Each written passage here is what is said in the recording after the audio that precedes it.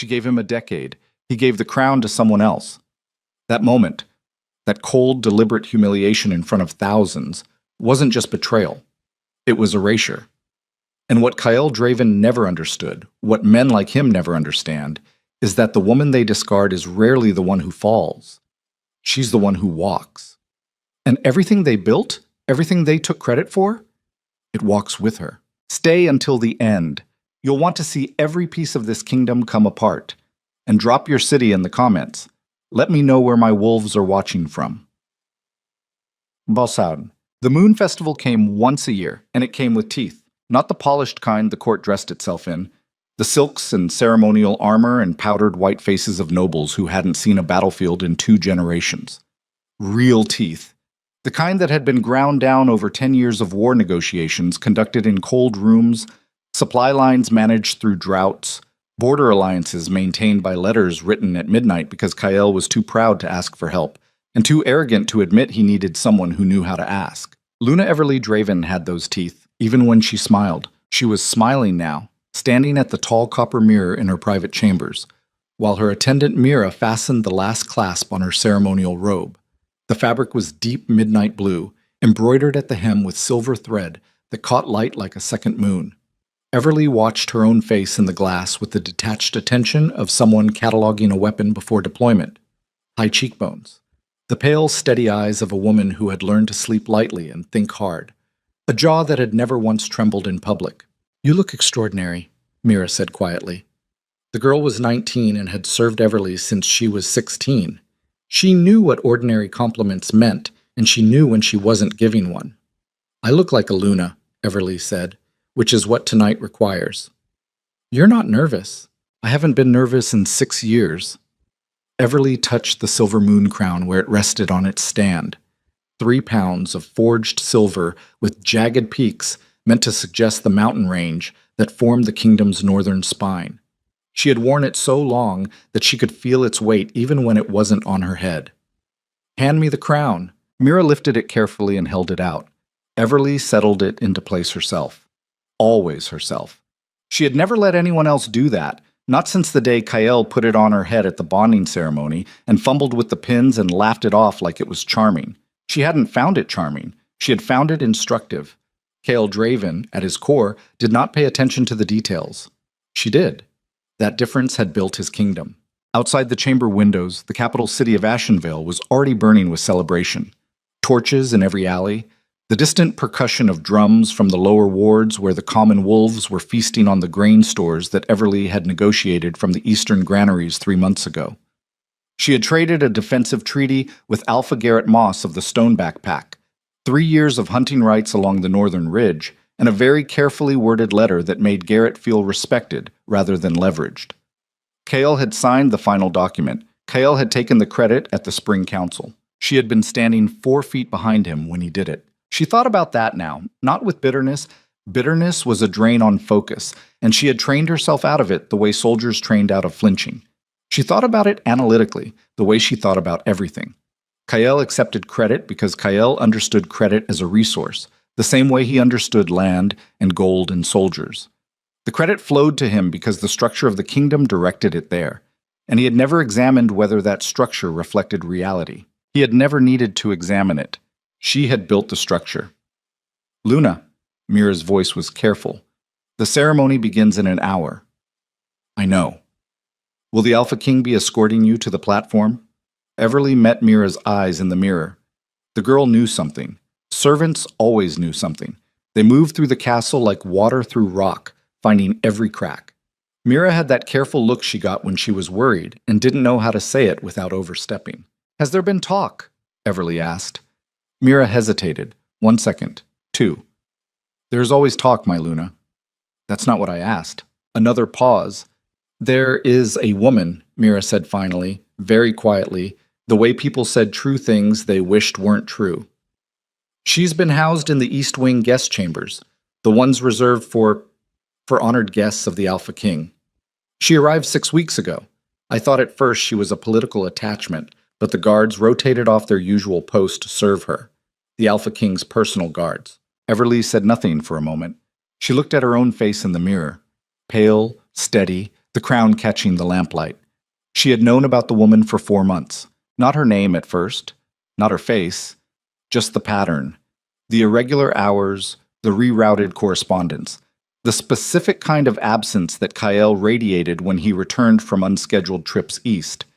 Everly had served beside a military commander long enough to recognize the behavior of a man managing a secret, the same way she recognized the behavior of a supply chain under stress or an alliance approaching its breaking point. She had gathered the information the way she gathered all information.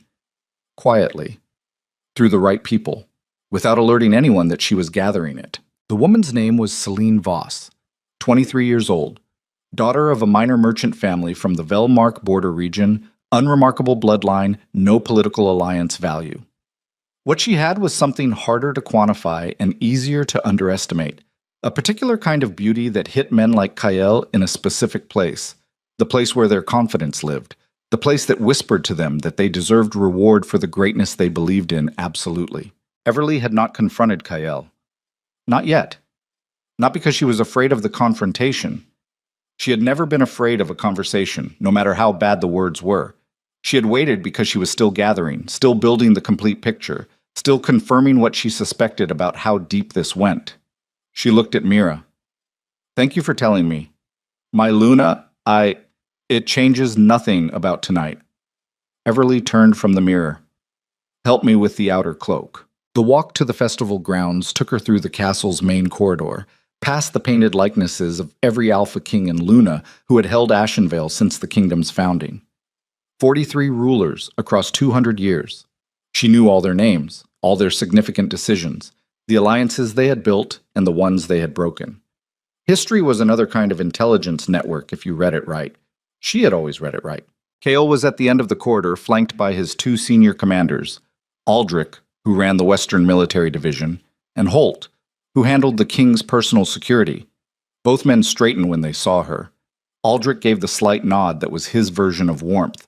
Holt's expression remained precisely neutral, which meant he was managing something, which meant he knew something too.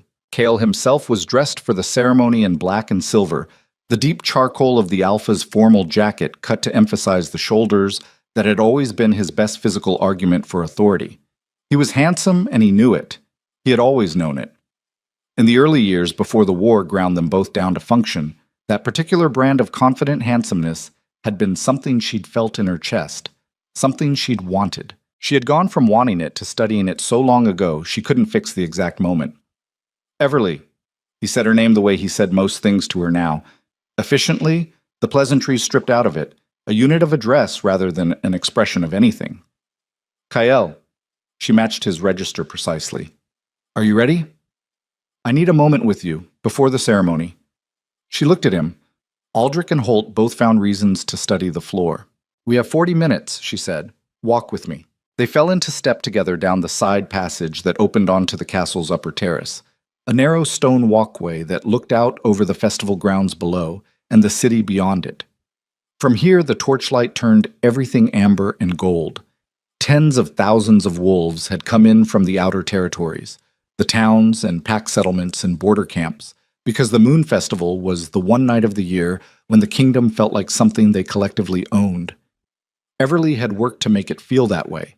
The grain distribution, the traveling healer companies, the permit exemptions that let small traders set up without the usual fees, all of it designed to bring people in, to make the festival mean something to common wolves who otherwise experienced the Alpha King's reign primarily as taxation and conscription notices. Kale stood beside her at the stone railing and looked out at the lights. I want to use tonight differently, he said. She waited. He was choosing words, which was unusual. Kale typically found words wherever they were when he needed them, approximate and sufficient. He was choosing these specifically. There's a woman, he said. Everly said nothing. Her name is Celine. She's been with me for... Stopped. She matters to me, in a way I didn't expect. And you want to announce that tonight, Everly said. Her voice was completely level. She had rehearsed nothing, because she had known, on some level, that this moment was coming, and she had decided months ago how she would face it when it arrived, not with a script, with clarity. I want to honor her publicly. Kale turned to face her. Tonight is the right moment. In front of the kingdom. Yes. She looked at him. You're telling me this 40 minutes before the ceremony. I didn't want.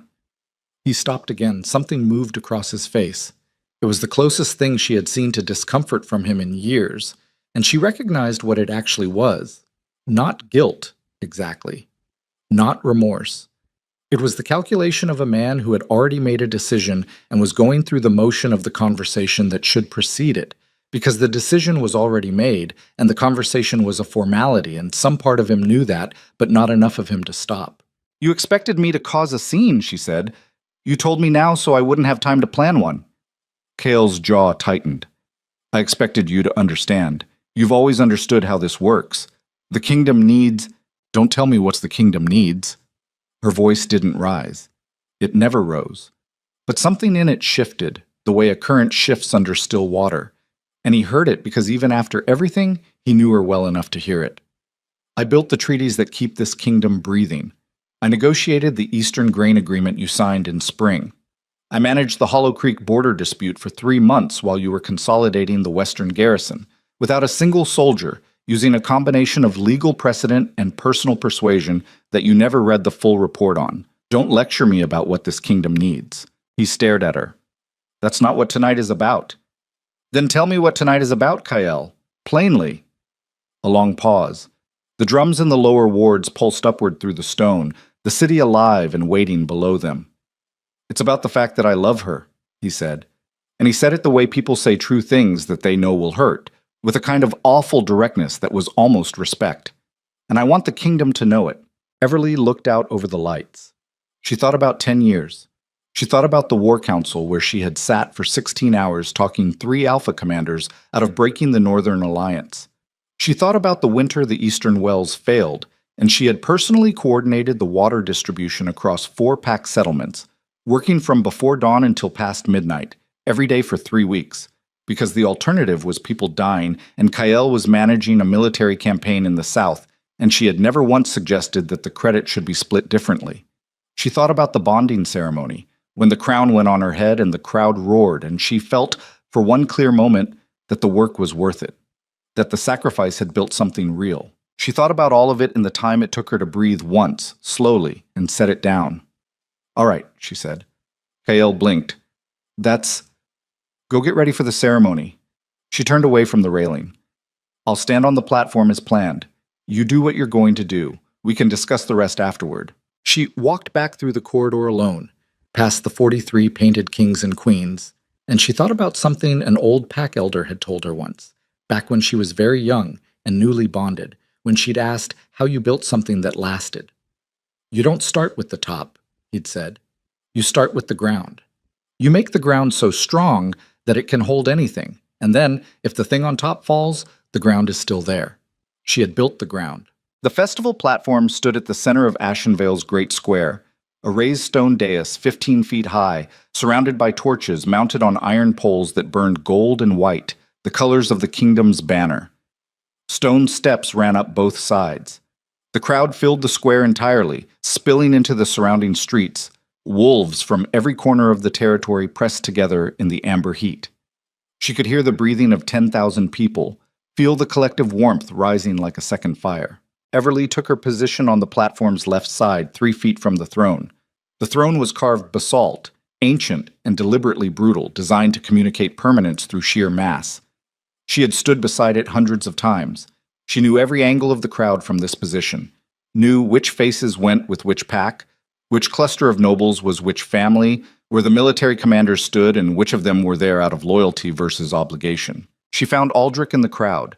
He found her eyes and held them for a moment with a look that was as close to grief as she had ever seen on the man's blunt face. She knew then. Whatever was about to happen was worse than she'd calculated. Kael mounted the platform from the right side. Behind him came Celine Voss. Everly looked at her. Young. That had been accurate. The kind of beautiful that arrived in a room ahead of the person wearing it, all wide, dark eyes and carefully arranged dark hair, and a face that understood its own power and had been trained to deploy it. She wore white. Her hands were steady.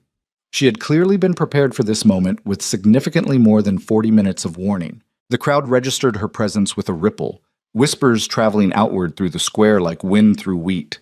People turned to neighbors, questions spread. The nobles in the front ranks were very still with the particular stillness of people absorbing something they didn't yet understand. Kael took his position at the throne's center. He surveyed the crowd with the comfortable authority of a man who had never once questioned his right to stand in front of thousands and be heard. "People of Ashen Vale," he began, the words carrying across the square through sheer volume and the crowd's silence. "In the 10th year of my reign, I address you not only as your Alpha King, but as a man who has come to understand that the North requires more than strength. It requires truth." Everly stood 3 feet to his left and felt the very specific quality of the air around him. She had heard him give enough speeches to understand his rhythms, to feel the shape of what was coming. And she felt it now. The speech pivoting, the weight of it shifting, pointing. She kept her face completely still. "A kingdom is only as strong as the bonds that hold it, and the truest bond I know is the one that reveals a man fully, without armor, without calculation." He turned. He looked at Celine. Celine Voss came into my life at a moment when I had forgotten what it meant to feel something real. She reminded me. The crowd had stopped breathing. Kael lifted the royal cloak from his own shoulders. It was deep black, lined with white wolf fur, the Alpha's mark stitched in silver at the collar, the ceremonial garment reserved for the bonded queen, worn by the Luna at all formal proceedings. He held it in both hands with the careful deliberateness of a man who had rehearsed the gesture. And he walked to Celine Voss and placed it over her shoulders. "The true queen of this kingdom," he said. He was smiling, cold and certain and completely without apology, the smile of a man who had confused his own desire with justice. The silence that fell over Ashenvale's great square was the worst kind of silence. The kind that meant 10,000 people were all having the same thought simultaneously, and no one knew yet who was allowed to say it first. Everly did not move. She stood exactly where she had been standing, 3 feet from the throne, in midnight blue embroidered with silver, the crown on her head, and she let the silence be silence. She felt the eyes come to her. Every eye in the square. Nobles, warriors, merchants, the common wolves packed into the back streets, who had climbed on each other's shoulders to see the platform. The senior military commanders in their dress uniforms. The pack leaders from the outer territories who had ridden 2 days to attend. She felt them all find her face, checking for the reaction, reading it the way a battlefield reader checks the wind. She gave them nothing. Not shock, not rage, not tears, not the frozen, open-mouthed collapse that the moment seemed designed to produce. She was aware of her own breathing, deep and controlled, aware of the crown's weight, aware of the exact position of her hands at her sides. Inside her chest, something was happening that she would not let reach her face. It was not surprise, which would have been naive. It was not grief, which would have required her to have expected something different from this man than what he had always fundamentally been. It was something colder and more complicated. The sensation of a calculation completing itself, of a number finally arriving that confirmed everything the preliminary work had been pointing toward. She had built this kingdom. Every treaty, every alliance, every quietly managed crisis. She had built the ground, and the man standing in front of her had just made his position about that ground perfectly clear. In the front rank of the noble gathering, she could see Lord Carvin, head of the most powerful Eastern family, a man whose trade agreements she had personally shepherded for 6 years, staring at her with an expression she recognized as dismay. Not outrage on her behalf, dismay for himself, for what this meant, for what the morning would look like when the ramifications started landing. He understood, even now, what Kael did not. Beside Carvin, the pack leader Hester Crane from the Northern Reach had her arms crossed and her jaw set, and was looking at Kael the way experienced soldiers look at commanders who have just made a catastrophic tactical error, with a cold accounting that precedes the decision to stop following orders. Everly saw all of this. She logged it. She held it. Kael turned to face her, the crowd still holding its silence, and she could see in his face the expectation. He was waiting for something. Not cruelty. He wasn't watching for cruelty's sake. He was waiting for the confirmation that the move had worked, that the public nature of it had done what public things do to people who love the person wielding them, which is crush them into compliance. He expected her to stand there. He expected her to absorb it. He expected her to remain exactly where she was, because where she was, beside his throne, carrying his title, invested in his survival, was where she had always been, and people always stayed where they had always been when the alternative was loss. He expected her love to be a leash. Everly looked at him. For a long moment, just looked at him, with the pale, steady eyes that hadn't shown fear in 6 years and weren't showing it now. She thought about the first negotiation she had ever conducted alone, at 22, when she'd walked into a room of older men who all believed she was decorative and left 4 hours later with a trade agreement Kyle had told her she'd never get. She thought about the look on those men's faces as they'd signed, not quite understanding what had happened, not quite able to say. She thought about what the ground looked like before you built on it, before anyone's name was attached to it, when it was just ground, strong, deep, unowned. She thought about all of it in the space of a single breath. Then Luna Everly Draven lifted one hand, slowly, and removed the silver moon crown from her head. She held it in both hands for a moment. 3 pounds of silver, every peak representing a mountain she had helped hold. She looked at it the way you look at a thing you built with care, a thing that cost you genuinely, a thing that was real and yours regardless of what name got attached to it. Then she placed it on the throne steps. Not thrown, not dropped. Set down precisely, at the exact center of the bottom step, with the controlled deliberateness of a woman who had rehearsed nothing and needed to rehearse nothing, because clarity was its own preparation. She looked up and found Kyle's face. He had gone completely still. The cold certainty was gone. What was there instead was something she had never seen on him, something that lived between confusion and the first remote understanding of a terrible mistake. "I built this," she said. Her voice carried perfectly in the silence because she had never needed to shout. Every wall, every alliance, every treaty that kept wolves alive through the last 3 winters. She was not performing. She was not addressing the crowd. She was talking to him, directly, the way she had always talked to him when she needed him to understand something true. "You stood on what I built and called it yours. I let you, because I believed the work mattered more than the credit." She stepped back from the throne. 1 step, 2. Enough distance that there was air between her and everything she had built beside him. "I was wrong about that," she said. "Not about the work. About you." She turned and walked down the platform steps. The crowd parted. Not dramatically. Not the way crowds part in performances. The way crowds part for something that has weight and direction and isn't stopping. She walked through them in midnight blue with the crown's absence already shaping the air above her head, and she did not look back. And behind her, the silence cracked open like ice over spring water as the murmuring began. She was 3 steps from the edge of the square when she heard the first sound, a single voice from the crowd that she couldn't see, an older wolf, one of the northern pack leaders by the rough edge of the dialect. She built the grain agreement. Garrett Moss told every pack leader in the east. Then another voice, then another. She kept walking. She walked through the outer gate of the festival grounds into the narrow street beyond, where the torch smoke hung low in the cold air and the drums that had been pounding celebration had gone uncertain and irregular, as if the people playing them had lost the beat. Her personal guard fell in beside her. 3 wolves who had served her for years, and she noticed that not one of them asked where she was going or whether she was all right. They knew she was not all right. They also knew that she was going somewhere deliberate, and that the deliberateness was the thing they were there to protect. She stopped at the corner of the outer ward, in the shadow between 2 torches, and she allowed herself exactly 5 seconds.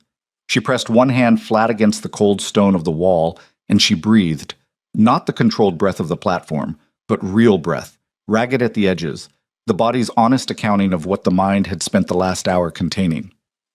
5 seconds. Then she straightened and she looked at her guard, Bryn, who had been with her since the first border campaign, and Asta and Fell, both trained in the castle guard before she'd requested them specifically. And she said, with complete steadiness, "We're going to the records room, tonight." Bryn looked at her. "My Luna, don't." Not harsh, just direct. "I know what you're going to say, and tonight isn't for that. Tonight is for work." They went. She walked fast through the back corridors of the castle, through the servants' passages she'd learned years ago because they were faster, to the records room, the dry, cold chamber where the kingdom's diplomatic correspondence was held in lockboxes she personally held keys to. Her keys. She had insisted on it, years back, when Kyle had wanted a centralized system managed by his chancellor. She had made the argument about security, and he'd agreed because the argument was good. She had made the argument because she'd known already that there might come a day when access to those records was the difference between everything and nothing. She was at the lockbox when the door to the records room opened behind her, and she heard the step she recognized, the particular weight distribution of a man who moved like a former soldier even now, balanced and deliberate. She didn't turn around. "Lord Carvin," she said. "Luna." He stopped in the doorway. Then, quietly correcting himself, "Everly." She turned then and looked at him. His face was doing the thing she'd seen on the platform. That complex, self-interested calculation working through whatever it needed to work through. "Your alliances," he said. It wasn't a question. "Mine," she confirmed. He was quiet for a moment. "The Eastern families, the ones you've been working with directly, outside the Royal Council channels. Garrett Moss, the Halstead Pack, the River Traders. All handled through personal correspondence. My correspondence." She held up the key. "In my lockboxes." He sat down heavily in one of the records room chairs, which was unusual enough for the upright Lord Carvin that it told her more about his internal state than he probably intended. "Kale doesn't know," he said. "He knows that things work," Everly said. "He never needed to know why." Carvin rubbed the back of his neck, a gesture so human and unguarded that she found herself, in the middle of everything, almost moved by it. "This kingdom is going to come apart," he said, "if you, I know." "What are you going to—" The door opened again. Holt, Kael's security chief, stepping into the doorway with the expression of a man who had just come from somewhere very bad and needed to find somewhere manageable. He stopped when he saw Carvin. Then he looked at Everly, and behind Holt in the corridor she heard footsteps. Boots. More than 2 people. Moving with urgency. Everly turned back to the lockbox and opened it. Ensheathed in neat ordered stacks were the correspondence files. 10 years of alliances painstakingly built, every agreement recorded in her own hand. She lifted the top folder and opened it, and there was a letter in Garrett Moss's handwriting, and the first line read, "All agreements as negotiated with the Luna remain conditional on her continued authority." She had asked him for that line 3 months ago, when she was still building the picture, still confirming what she suspected, still gathering. He had given it without asking why. She turned to face Holt. Behind him, the footsteps in the corridor had stopped. In the silence, she could hear faintly the drums in the lower wards, still irregular, still searching for the beat. And then, cutting through the night from the direction of the great square, a sound she had never heard before in Ashenvale. The crowd. Not cheering, not the disciplined silence of ceremony. Something else. A roar of voices that had broken loose of its shape, that was moving through the city like fire moves through dry grass, that was not celebration and was not despair, but was something more dangerous than either. Everly looked at Holt. He looked back at her. And in his face, she could see the thing that had been coming for a decade finally arriving. The moment the structure revealed itself, when the weight of everything came down on what the ground was actually made of. She held the folder in both hands. "Tell me," she said, "exactly what is happening in that square." Holt opened his mouth, and from the upper floors of the castle, clearly audible through stone, a voice that she recognized as Kael's, raised in anger, higher than she had heard it in years, the voice of a man who had just understood that something massive and irreversible had already been set in motion, and she could not make out the words, but she didn't need to. She had written the words, every single one of them. She had written this ending years before tonight. The question that had never been answered, the one she had been gathering information to answer for 4 months, the one that had kept her at her desk past midnight, the one that Celine Voss's presence had set ticking, was not whether Kael would betray her. It was what Celine Voss actually wanted with a kingdom that was already on the edge of coming apart. And from the corridor outside the records room came a sound Everly had not anticipated. Rapid footsteps, lighter than any guard, and then a voice, female, young, clipped with something that wasn't quite panic and wasn't quite calm, speaking in low, urgent tones to someone she couldn't see. Everly went very still. She knew that voice. She had spent 4 months learning that voice from a distance, through reports, through secondhand description, through the very particular way Kael's behavior changed when he'd spent time near it. Celine Voss was in the corridor outside this room, and she was not speaking to Kael's guards. The voice answering her was older, male, carrying the particular flat cadence of the Velmark border region, the region directly east of Ashenvale's most contested trade route, the region whose merchants had been making increasingly specific inquiries about the kingdom's treasury allocation for the past 8 months through channels that Everly had flagged, and then quietly continued to monitor because the thread had seemed too important to cut before she understood where it led. Everly looked at Carvin, at Holt, at the folder in her hands, and the 10 years of correspondence inside it, and the letter on top from Garrett Moss that said all agreements remain conditional on her authority. She understood, in that moment, several things at once. That Celine Voss was not simply a woman Kael had fallen in love with. That the timing of her arrival was not coincidental. That the particular disaster coming toward this kingdom in the next 24 hours was not simply the consequence of one man's arrogance, but something that had been planned and positioned and was now preparing to execute. And she understood that she was the only person in this room, possibly the only person in this castle, who had enough information to see it. She closed the folder. "Lock the door," she said. Holt locked the door. The bolt hit home with a sound like a period at the end of a sentence, and the corridor went muffled. Celine's voice still audible, but reduced to texture, urgent and low, the specific cadence of someone conducting a conversation they needed no one else to hear. Everly set the folder on the records table and looked at the two men in the room with her. Carvin, seated, had straightened again, the brief lapse into human weight already tucked back behind the nobleman's face he'd worn since birth. Holt stood near the door with his arms loose at his sides, the stance of a man who had spent 20 years making himself ready to move in any direction. "How many people does she have with her?" Everly said. Not a question, a request for data. Holt's jaw worked once. "3 that I've identified. 2 more I'm not certain of. Velmark men." He looked at her sharply. "How long have you—" "8 months." She opened the folder to the 3rd page, pulled a single sheet, and set it on the table in front of Carvin.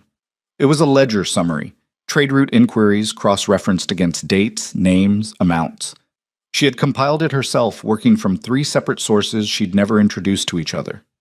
They started with soft inquiries, merchants asking about tariff structures. Then they got more specific, treasury allocation, guard rotation schedules, the tunnel access below the east wing. She looked at Holt. "Your guards rotated off Celine Voss's corridor 6 weeks ago. Who authorized that?" Holt's face did something complicated. "The Alpha King." "At whose request?" Silence. "At whose request, Holt?" "She made the request through the household staff. I was told the king had approved it." He stopped. Then, with the flat precision of a man recalibrating, "I didn't verify it directly." "No." Everly wasn't accusing him. She was locating the gap, the way you locate a gap in a fortification. Not to blame the stone, but to understand what could come through it. "She's been moving freely in the East Wing for 6 weeks. The East Wing has secondary access to the Treasury Annex and the Military Correspondence Vault." She looked at Carvin. "How much of your Eastern trade volume runs through the Velmark corridor?" Carvin's face had gone the careful gray of a man doing unwelcome arithmetic. 40%, roughly. "And if the Velmark families called their markers tonight, not tomorrow, not next week, tonight, while the kingdom is distracted and Kael is managing a public disaster of his own making, what would the response look like?" A long pause. Carvin picked up the ledger sheet and read it, and she watched his eyes move through it and stop at the same line she'd stopped at 8 months ago when she'd first seen the pattern. "There wouldn't be one," he said quietly. "Not a coherent one.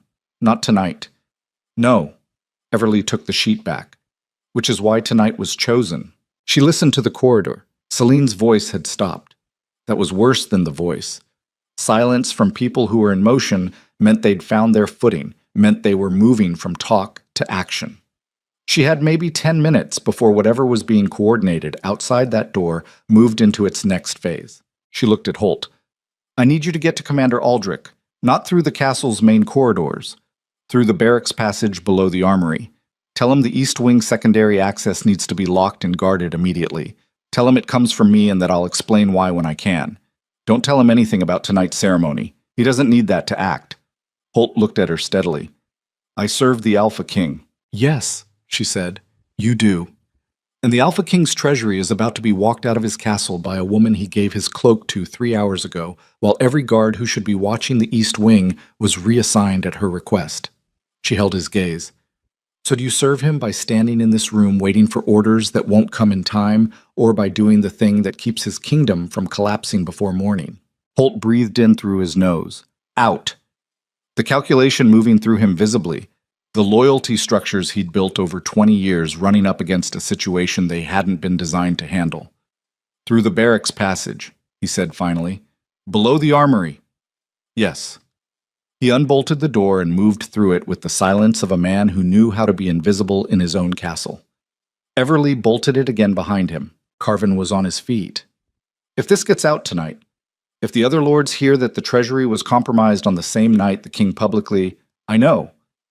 The Eastern Pacts won't wait for confirmation. They'll pull their commitments immediately. The Halstead family alone. I know, Carvin. She was already moving through the folders, pulling the specific correspondence she needed. The ones with the conditional language she'd quietly inserted over the past year. The agreements that referenced her authority specifically.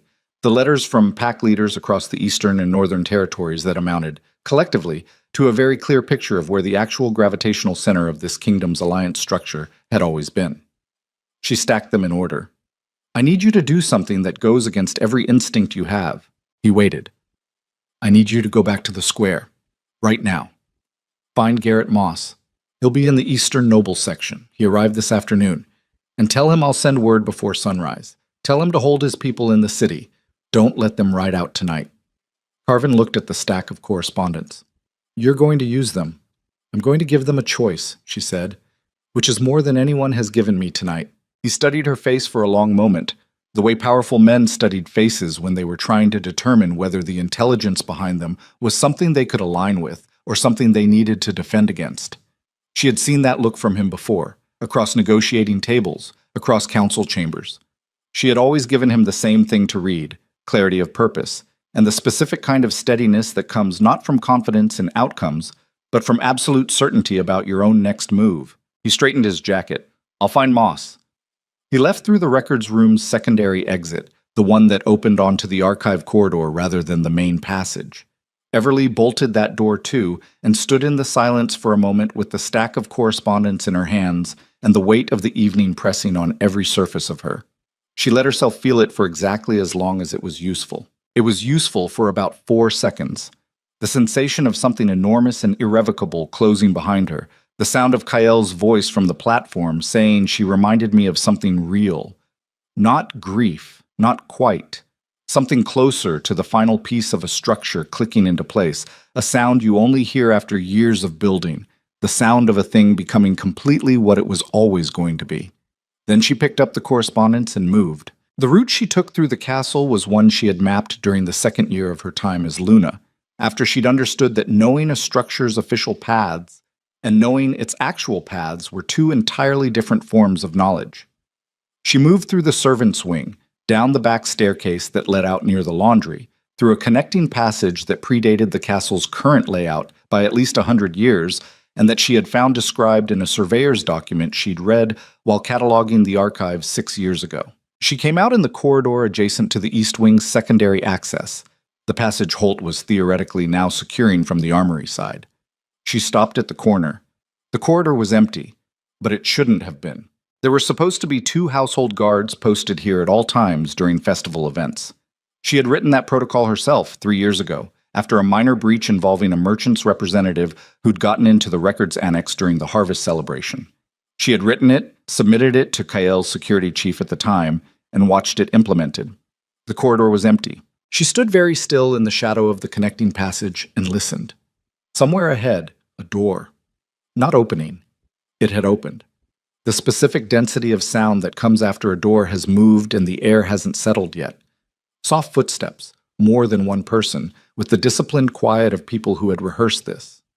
She had maybe 30 seconds before they were at the annex entrance. She thought about the maps of the East Wing she had memorized. She thought about the Treasury Annex layout. 2 entry points, a ventilation passage that ran along the north wall, a clerk's chamber connected to the annex through an interior door that was rarely locked because the clerks used it for storage. She thought about the correspondence stack in her hands and whether she could get to the clerk's chamber through the ventilation passage in 30 seconds. She couldn't. What she could do was something she had never done in 10 years as Luna, something that went against every instinct she'd developed in a decade of moving carefully, building quietly, working through structure rather than confrontation. She stepped out of the shadow and into the corridor, and she said with absolute calm, "Celine." The footsteps stopped. 3 seconds of silence. Then Selene Voss stepped out from the junction 20 feet ahead, and the two men with her, one older, thick-shouldered, with the flat face of a career professional rather than a true soldier, and one young and rigid, hand already at his belt, stayed in position at her back. Celine looked at her. The wide dark eyes were clear and calculating, and Everly saw with a flicker of something that wasn't quite respect but was adjacent to it, that the girl was not frightened. She was assessing. She was doing what Everly would have done in her position. "Luna," Celine said. The title was almost perfectly neutral. Almost. "You don't have to call me that anymore," Everly said. "We both know what tonight means." She looked at the two men. The older one had a key in his left hand, an East Wing administrative key, the kind that unlocked the clerk's chamber. She had distributed those keys herself.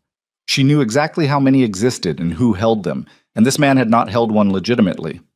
"You've been planning this for a while." "I've been planning a lot of things for a while," Celine said. "The Treasury Annex," Everly said. "That's where you're going." Celine tilted her head slightly, deciding how much to say. That specific gesture, the calculated partial reveal, told Everly something about her training that wasn't visible in any of the reports she'd gathered.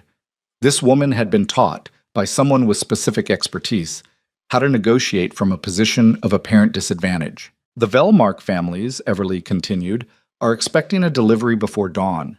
Liquid assets from the Northern Reserve Vault, which connects to the Treasury Annex through the accounting passage. Your man with the key was going to go through the clerk's chamber to avoid the main vault guards." She watched Celine's face. "You've done this before. Not here, but somewhere. You have the instincts of someone who's done this before and walked away clean." Celine smiled. It was a real smile, which was more unsettling than a false one. "You're very good," she said. "I know." Everly looked at the key, at the thick-shouldered man, at the young one with his hand at his belt, who was the most dangerous element in the corridor because he was the least experienced and the most ready to prove something. "Here's what I want you to understand. The East Wing secondary access is being secured from the armory side right now. You have maybe 8 minutes before that passage is closed, and your exit is compromised." She paused. "I'm not telling you that to threaten you.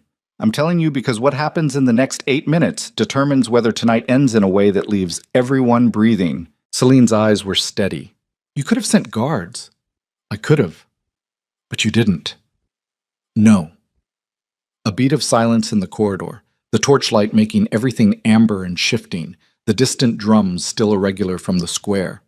Celine was thinking, and Everly let her think, because the outcome of this moment depended on Celine arriving at a specific conclusion on her own rather than being pushed toward it, and she had exactly the right amount of silence to work with. "You want something from me," Celine said. "I want the ledgers." Everly's voice was steady and exact. "Not the gold.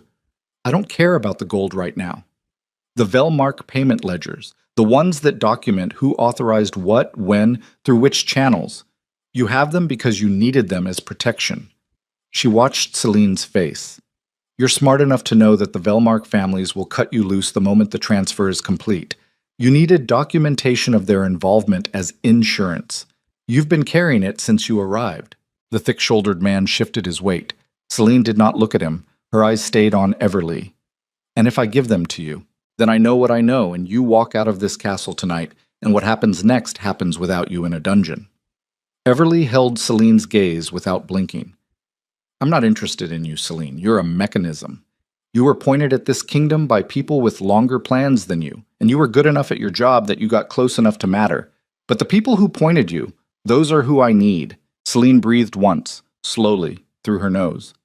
The young man at her back was rigid with the effort of not doing anything, and the thick-shouldered man was watching Celine with the specific attention of a professional waiting for a signal. "You have 6 minutes," Everly said, "before the passage closes." Celine reached into the inside of her cloak, the royal cloak, Kael's cloak, still on her shoulders, white fur catching the torchlight, and removed a folded leather document case. She held it for a moment, then she held it out. Everly took it. She did not open it. She tucked it under her arm with the correspondence stack, and she stepped back and she gestured toward the connecting passage behind her. The route that bypassed the armory side entirely, the route she had come through, the route that led to the servants' wing, and from there to the castle's eastern postern gate. "Go," she said. Celine looked at her for one more second. Whatever she was looking for, confirmation, some visible evidence of the calculation that had just concluded, she either found it or accepted that she wouldn't. She turned to her men with a tilt of her head and moved toward the passage. She stopped once, at the entrance, without turning around. "He's not worth it," she said. "Kael, whatever you're about to do, it's not for him, is it?" "No," Everly said. "It's not." Celine walked into the passage and was gone, and the corridor held only torchlight and the distant sound of a kingdom losing its shape. Everly stood where she was for a moment. She opened the leather case. Inside were 4 documents. The first was a payment authorization in Kael's seal, not his signature, but his seal, which meant either forgery or access to the seal itself, which meant access to his private chambers, which meant Holt had underestimated the breach for longer than 8 minutes. The second was a correspondence record between the Velmark Trading Consortium and a name she recognized as one of the senior treasury clerks, a man who had been in his position for 11 years, a man she had trusted with access to the accounting passage. The third was a transfer order for 40,000 in reserve gold, dated 3 weeks ago, stamped with the Treasury Annex counter-signature. The fourth was a letter in a hand she did not recognize, brief and precise, outlining the timing of tonight's ceremony, the distraction it would provide, and the 3-hour window that the distraction would create for the Annex transfer. It was addressed to the Velmark Consortium. It was not signed, but at the bottom, in a different hand, darker ink added later, were 2 words she recognized, not the handwriting, the phrasing, the specific construction, the particular economy of language that she had seen in correspondence for 10 years. 2 words, an instruction, in Kael's hand. She stood in the corridor with the letter in both hands and let the understanding arrive completely, without filtering it, without managing it. She let it land in full. He had known. Not everything. She didn't think he had understood the full shape of what Celine and the Velmark Consortium were building, but he had known enough. He had written 2 words that had opened a door, and he had opened it because the woman he was in love with had asked him to, and he had not asked what was on the other side because asking questions had never been the thing Kael Draven was built to do. She folded the letter back into the case. She thought about the grain agreements. She thought about the water distribution during the well failures. She thought about the border negotiation she had conducted for 3 months while he was in the South, and the campaign reports he'd signed that mentioned briefly that the Eastern situation had been resolved through diplomatic channels. She thought about every brick of the ground she had built, and the man who had been standing on top of it for 10 years, and the door he had opened without looking, and the 40,000 in reserve gold that was now either still in the annex or already moving through the Eastern postern. She thought about all of it, and then she walked. Not back toward the records room, not toward the main corridor where she could hear, now, the sound of raised voices moving through the castle from the direction of the square. Nobles, commanders, the entire court trying to find the shape of a knight that had come off its frame completely. She walked toward the barracks, toward Aldrich, toward the one man in this castle whose loyalty had never been to a title or a person, but to the specific concrete reality of whether the people under his command lived or died. A loyalty she had banked on quietly for 6 years by making sure his soldiers had food and wages and equipment when Kael's attention was elsewhere. She walked with the correspondence stack under one arm and the leather case under the other, through the servants' passage, down the back stair, and she thought about the Eastern Territories and the name Alpha Ronin Vale, which had appeared in 3 separate pieces of correspondence over the past year, always in the context of stability, a man other pack leaders referenced when they needed to describe what reliable leadership looked like, a name used as a standard of measure. She had never met him. She had only read about him. But she had read about him carefully, the way she read about everything that might matter, and she knew his treaty record and his pack's defensive posture, and the very specific fact that he had never once aligned with the Ashenvale Kingdom despite multiple invitations. Not because of hostility, but because, as he had written in a returned inquiry, he had not yet seen reason to believe the partnership would be between equals. She had filed that response years ago and thought, That is a man who understands what he's worth. She understood what she was worth now, walking through the castle she had built the underpinnings of, carrying the documentation that could end a king's reign, moving toward the conversation that would set the next 10 years in motion. Behind her, from the direction of the square, she heard Kael's voice, distant, raised, moving through the castle with the specific pitch of a man who had just found out that something was wrong and was demanding to know what, and from whom, and was getting only the sound of his own voice coming back to him. She did not stop. She did not turn around. She pushed through the barracks door into the cold, torchlit room where Aldrich was waiting with 3 senior commanders, all in dress uniform, all with the same tight-jawed expression. Men who had locked the East Wing access and were now waiting to understand what they'd locked it against.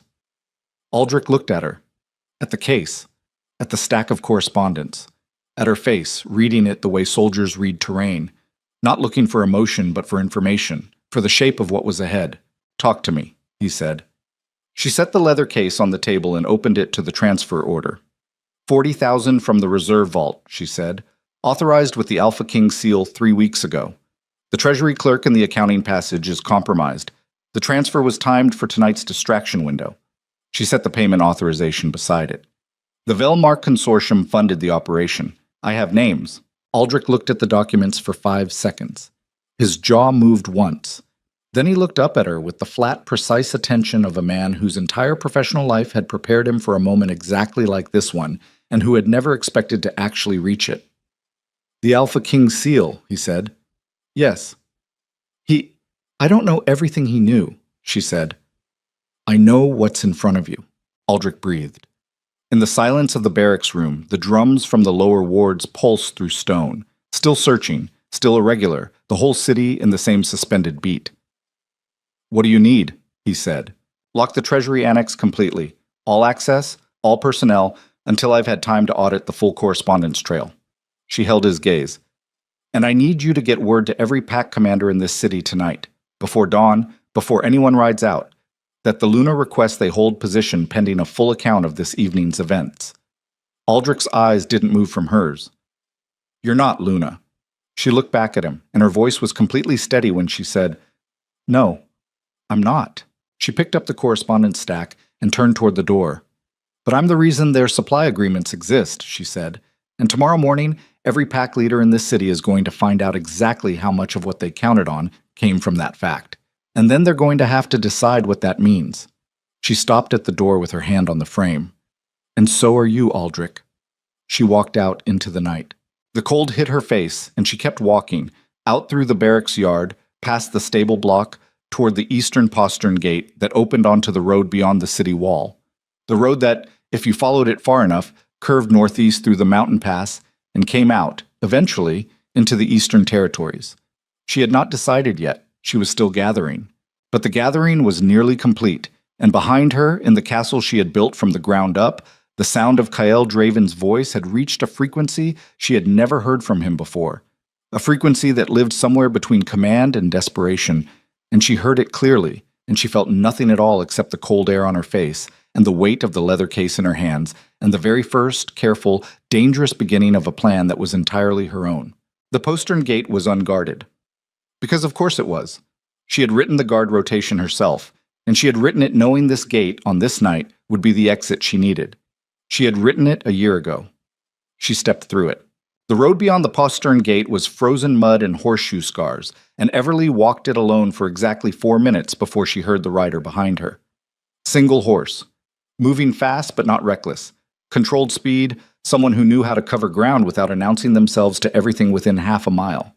She didn't stop walking. She shifted the correspondence stack under her left arm and let her right hand hang free and listened to the horse slow behind her. "Luna, Bryn." She recognized the voice and let her right hand relax. "I told you I was working," she said. "You walked out the postern alone with half the castle on fire." Bryn pulled the horse alongside her and swung down in one motion. He was still in his festival uniform, the silver thread catching what little light the road offered. "Asta's inside, Fell's watching the records room. I drew the short end." "It's not a short end." "No," he agreed. "It's not." She looked at him. Bryn had been with her since the border campaign in year 3, When she had ridden to the northern garrison to manage a supply failure that Kael's logistics chain had missed entirely, and found a young soldier who asked better questions than his commanding officer. She had requested him specifically for personal guard 6 months later. She had never explained why to Kael. "There's a horse at the stable post," Bryn said. "Quarter-mile up the road. I put it there an hour ago." She stopped walking and looked at him. "You knew," she said. "I didn't know tonight specifically." He met her eyes without flinching. "I knew something. The pattern of the last few months. The correspondence you were pulling, the way you moved through the castle. I've been next to you long enough to know what preparation looks like different from routine." He paused. "I wasn't going to say anything until you needed it." She studied his face in the dark. He was 31 and tired and completely steady, which was the thing about Bryn. He was always completely steady. Not because nothing moved him, but because he had made his choice about where he stood so far back that it had become structural. "You have a family in the outer ward," she said. "Yes. If Kyle figures out that you helped me, I know." He said it simply, the way people say things they've already finished deciding. "My family will be fine. My brother runs the northern courier route. They'll be with him before morning." She held his gaze for another moment. She thought about what it meant, that the people who had actually seen her work, Bryn, Aldrich, Garrett Moss, Carvin, had all, in their own way, already made the calculation about which side of this to stand on. Not because she had asked them, because 10 years of evidence had accumulated and the evidence was specific and they were people who understood what specific evidence meant. Kael had never understood that loyalty built through competence was a different thing entirely from loyalty built through authority. Authority could be stripped in a night. Competence left marks that lasted. "Quarter-mile," she said. "Post on the left. Brown mare. She's steady on mountain roads." She started walking. He fell in beside her, and they covered the quarter-mile in silence. And when she reached the post, the mare was exactly where he'd said, saddled and calm, and she tied the correspondence stack in the leather case into the saddlebag and mounted. "Aldrich will hold the annex," she said. "I'll make sure he holds the border commanders too." Bryn looked up at her. "Where are you going?" "Northeast Pass, then east." She took up the reins. "Ronan Vale's territory." He nodded once, as if this confirmed something he had already worked out. "Give me 3 days to get word ahead of you." "I'll be there in 2. She rode. The road into the mountain pass was black and cold, the kind of cold that came off the rock faces in waves and got into the joints and the chest and required a specific quality of physical stubbornness to ignore. She had that quality. She had developed it in the winter of year 2, when the Eastern Aqueduct froze and she had spent 3 weeks outdoors managing the repair effort, and Kael had sent a message asking if she was coming back to the capital, and she had written back asking if the aqueduct should fix itself. The mare was good on the switchbacks, sure-footed and even-tempered. Everly rode with her weight low and her mind moving through everything she knew, organizing it the way she organized everything. Not linearly, but spatially, each piece finding its relationship to the others, the whole picture assembling itself in the space behind her eyes, while her hands managed the reins on automatic. The Vel-marked ledgers, the transfer order, the 2 words in Kael's hand. She kept coming back to those 2 words. She had told herself, in the corridor, that she didn't know how much he had known, that the 2 words might have been ignorant authorization, Kael opening a door because someone he loved asked him to, not understanding what was on the other side. She had told herself that because it was possible, and because her discipline had always been to work from what was confirmed rather than what was suspected. But riding alone through a mountain pass at midnight, with the whole weight of the last 10 years pressing on her from every direction, she allowed herself to be more honest than discipline usually permitted. She thought about the specific times over the past year when she had tried to bring treasury concerns to Kael's attention. 3 times. 3 separate conversations about irregular allocation patterns she had flagged through the accounting clerks. 3 times he had listened with the patient attention of a man who had already decided the meeting was going to end without any action required of him. And each time he had said some version of, "You handle it, you always do." She had handled it. She had handled it by continuing to document, to gather, to build the picture. He had handled it by trusting that she would handle it, which was a different thing from trusting her, though it wore the same face. She had mistaken one for the other for a very long time. The pass crested just before dawn, the road flattening briefly before dropping into the eastern descent, and she pulled the mare up and looked back west, back toward Ashenvale. From this height, in the dark, she could see the festival lights of the capital still burning. She could see that they were not arranged the way festival lights arrange themselves, not the warm, distributed scatter of celebration, but clustered, moving, the specific pattern of torches carried by people responding to something urgent. She watched it for a long moment, then she turned east and rode. She reached the first eastern settlement, a mid-territory way station called Harrow's Post, in the early afternoon of the second day. She had stopped once, 4 hours into the ride, to sleep against the mare's flank in a shallow rock shelter off the road. 2 hours, enough to keep the mind working. She was stiff and cold, and her eyes felt like they had been sandpapered from the inside, and she was thinking more clearly than she had in years. The way station's keeper was a heavy-set woman named Aldous, who had been managing the post for as long as Everly had been Luna, and who looked at her with the flat, appraising attention of someone who received all kinds of travelers and had stopped being surprised by any of them. "You look like you've come a long way fast," Aldous said. 2 days from Ashenvale. Aldous looked at the mare, at the saddlebags, at the absence of a crown or a royal escort. "There's a room, hot water if you want it." "Water, yes, food if you have it. And I need to know if any riders from Ashenvale came through in the last 2 days. Aldous studied her. "One rider, yesterday morning, moving fast, relay horse, changed out here." She paused. "He carried the Alpha King's seal." Everly's jaw tightened fractionally. "Did you see what he was carrying?" "Sealed correspondence. Standard dispatch size, 4 or 5 letters." Aldous moved behind the post counter. He asked about the road condition northeast, toward Vale territory. Everly set her hands flat on the counter. She breathed once through her nose and held the information without reacting to it, the way you held something hot until you could find somewhere to set it down. Kyle had sent riders ahead. She thought about what that meant in terms of what he knew, what he suspected, what he was trying to do. A rider to Vale territory specifically, not south, not to the border commanders, not to the pack leaders who would be his most immediate political problem after last night. To Vale. There were 2 interpretations. The first was that he was trying to warn Vale away from her, poison the well, establish his version of events before she arrived. The second was something she had not considered until this moment, standing at a way station counter with the cold of the mountain pass still in her bones. And it arrived with the quiet, terrible clarity of a thing that had been true for a while without her seeing it. What if Kyle knew about Vale specifically because he had been monitoring her correspondence? She thought about the record room, her lockboxes, her keys. The keys she held herself, the access she had built precisely to prevent this. She thought about Celine's man with the East Wing administrative key. She thought about the treasury clerk who had been in his position for 11 years. She thought about the fact that a compromised security structure didn't stay contained. It spread. It found cracks. It moved through a system the way water moved through rock. She thought about whether, in the years she had been quietly documenting the kingdom's problems, someone had been quietly documenting her. She took the room. She took the hot water. She ate something she didn't taste, sitting at the room's small table with the leather case open in front of her and the Velmark documents arranged in order, reading them again carefully, looking for the thing she had missed. She found it on the 3rd read. It was in the payment authorization, the one carrying Kyle's seal. In the margin, in the small precise notation that administrative clerks used for internal tracking, was a file reference number, a standard format.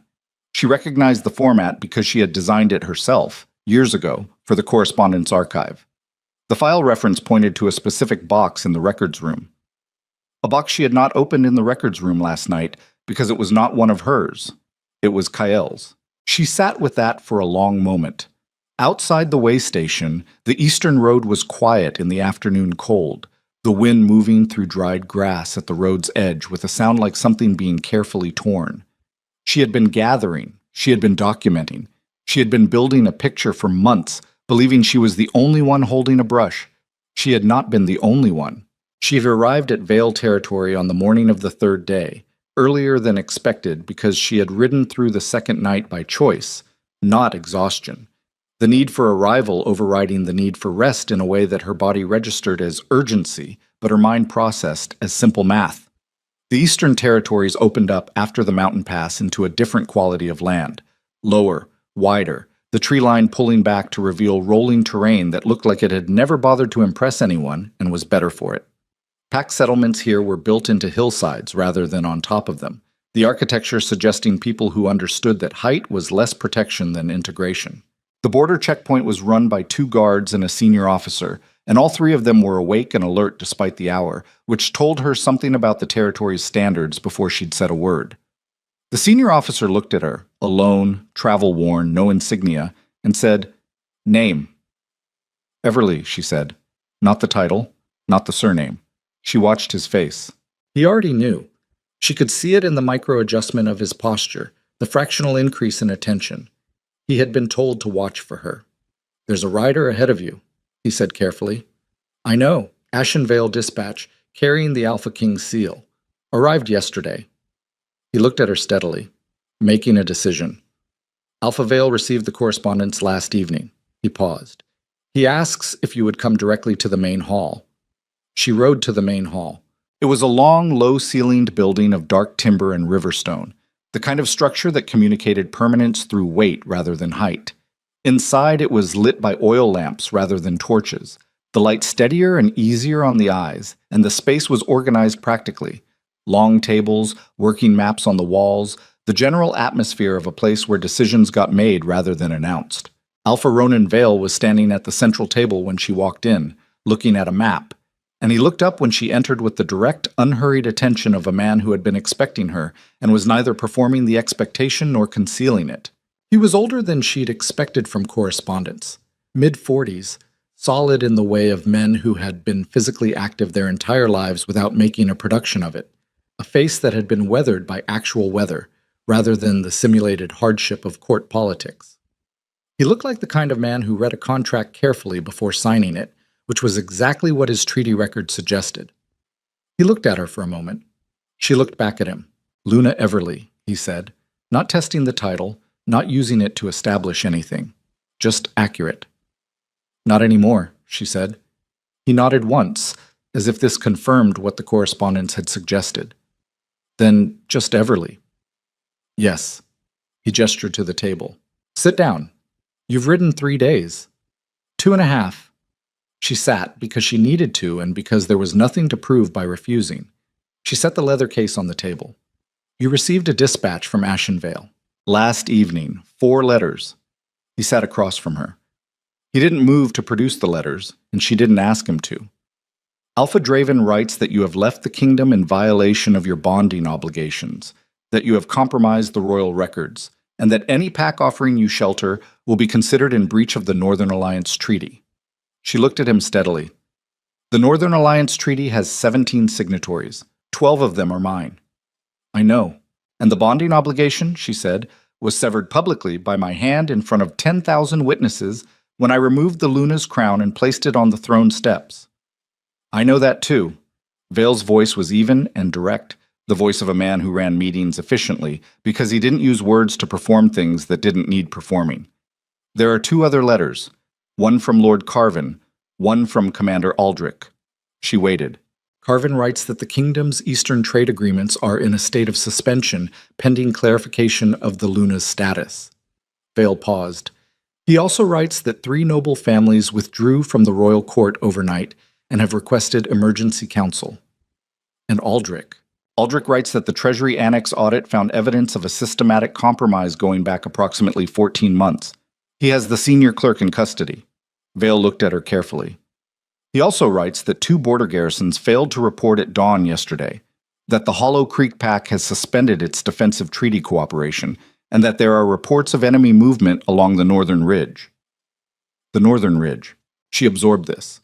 The Northern Ridge was the kingdom's most exposed defensive line, 30 miles of mountain terrain that the border garrisons existed specifically to monitor, terrain that had been quiet for 4 years because of the deterrence value of the treaty network she had built, terrain that enemy packs had repeatedly probed before the alliances went into effect. 4 years of deterrence. Gone in one night. Not because the military was weaker, because the signal of coherence had broken, because the people who understood that the deterrence was real understood also that the woman who had built it had walked out the postern gate, and that without her the structure was a shell with the load-bearing element removed. She thought about those border garrison wolves. She thought about their families in the settlements along the ridge. She thought about winter supply lines and the water agreements she had negotiated with the Stoneback Pack, and what happened to those agreements if she was no longer positioned to enforce them. She had not let herself feel the full weight of this until now, in this room, with a man who was telling her the facts without softening them. She had been moving and gathering and managing, and the movement had kept the weight at a distance. It landed now. People were going to be hurt. Real people, in settlements she had spent a decade protecting, because one man's arrogance had pulled out the cornerstone. She felt it move through her like cold water, and she let it move, and on the other side of it she found something she had not expected. Not grief, not rage, but something colder and more purposeful than either. The specific feeling she had learned to identify as the activation of a different kind of capability, the kind that didn't build carefully over years but cut directly through the situation in front of it. She had always been the builder, the patient, meticulous, long-game builder. She was going to have to be something else now. "What did Kale write in the fourth letter?" she said. Vale was quiet for a moment. He looked at her with the expression of a man choosing his words not to soften something, but to be accurate about it. "The fourth letter was addressed to me personally," he said. "It was not a political communication." "Tell me anyway," Vale breathed.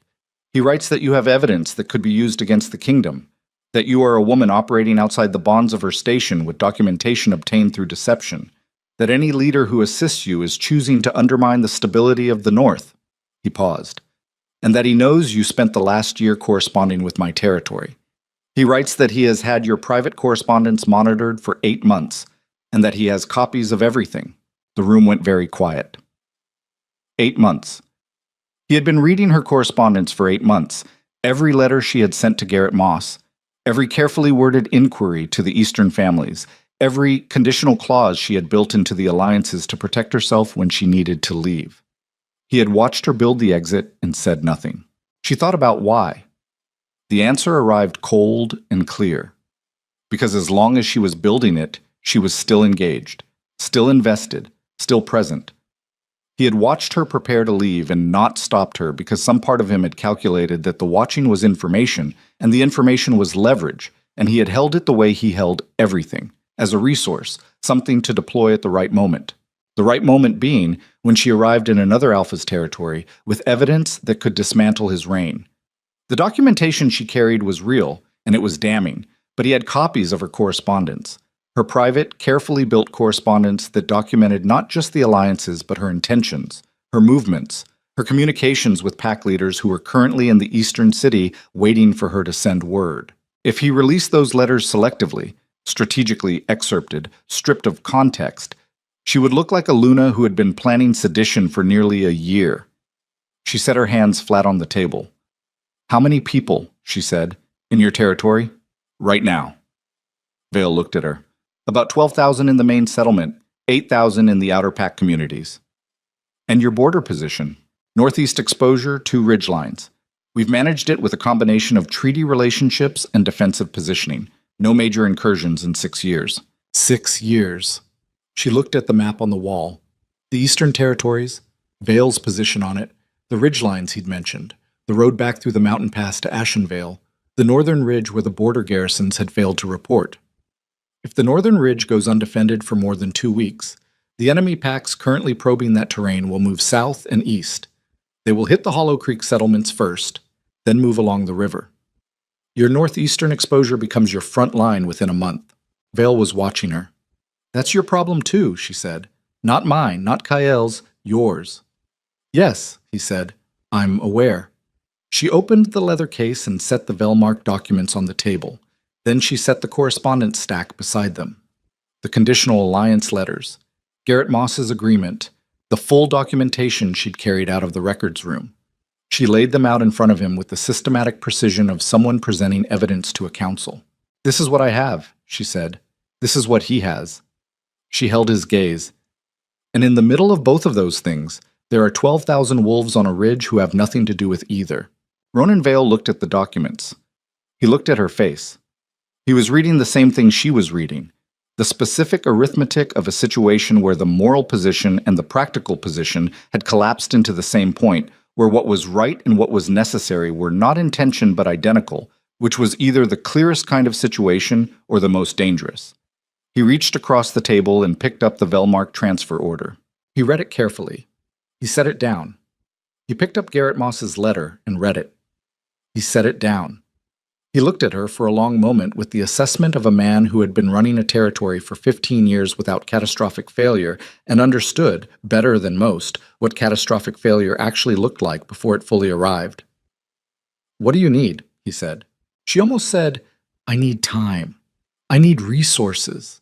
I need the eastern pacts held and the border garrisons reinforced and the Velmark families publicly exposed before Kael can release my correspondence and control the narrative." She almost said all of it. Instead, she said what was true. "I need you to trust me before you have reason to, because we don't have time to build reason first." The silence stretched between them. Not comfortable, not hostile, but the particular weight of a decision being made by a man who made decisions carefully. The sound of a door being considered from both sides before it opened. From outside the hall, one of Vale's border guards burst through the entrance, breathing hard, in the compressed, controlled urgency of someone who had been trained not to run in public buildings and had decided this was the exception. "Alpha Vale." He stopped, looked at Everly, looked back at Vale. "Rider from Ashenvale, fast relay, changed horses twice." He was holding a sealed letter, and his hand was not steady. "It's not from the Alpha King." Vale looked at him. "Who then?" "It's from Commander Aldrich." The guard set the letter on the table. "He says the Northern Ridge. 3 garrisons broke last night, not 2. And there are wolves moving south. A lot of them." He paused, and the pause had the specific weight of the worst kind of news in it. "He says it's not a probe. He says it's a push." Everly looked at the letter. She looked at Vale. This was the moment she had been moving toward without knowing it. The moment that made every careful, patient choice she had made over 10 years insufficient, not because the choices had been wrong, but because the world had moved faster than even careful choices could keep up with. And the woman who built structures and read correspondence and worked through systems was looking at a situation that was now beyond structures, beyond correspondence, beyond systems. The thing that had to happen next could not be managed from a distance. She had spent 10 years making herself indispensable while making herself invisible. That was finished now. She picked up the sealed letter from Aldrich and broke it open, and she read it, and when she was done, she set it down on the table with both hands flat on either side of it, and she looked at Vale and she said, "I need horses, I need riders, and I need you to understand that what I'm about to do is not what I was built to do, and I'm going to do it anyway." Vale looked at her. Something moved in his face. Not surprise, not admiration, something quieter and more durable than either. The recognition of a person who had just arrived at the edge of what they had always been and was stepping off it. "How many riders?" he said. She told him. He stood up and called his commander. Vale's commander was a woman named Senna, short, iron-haired, with the kind of face that had stopped bothering with expression a long time ago and communicated everything through economy of motion instead.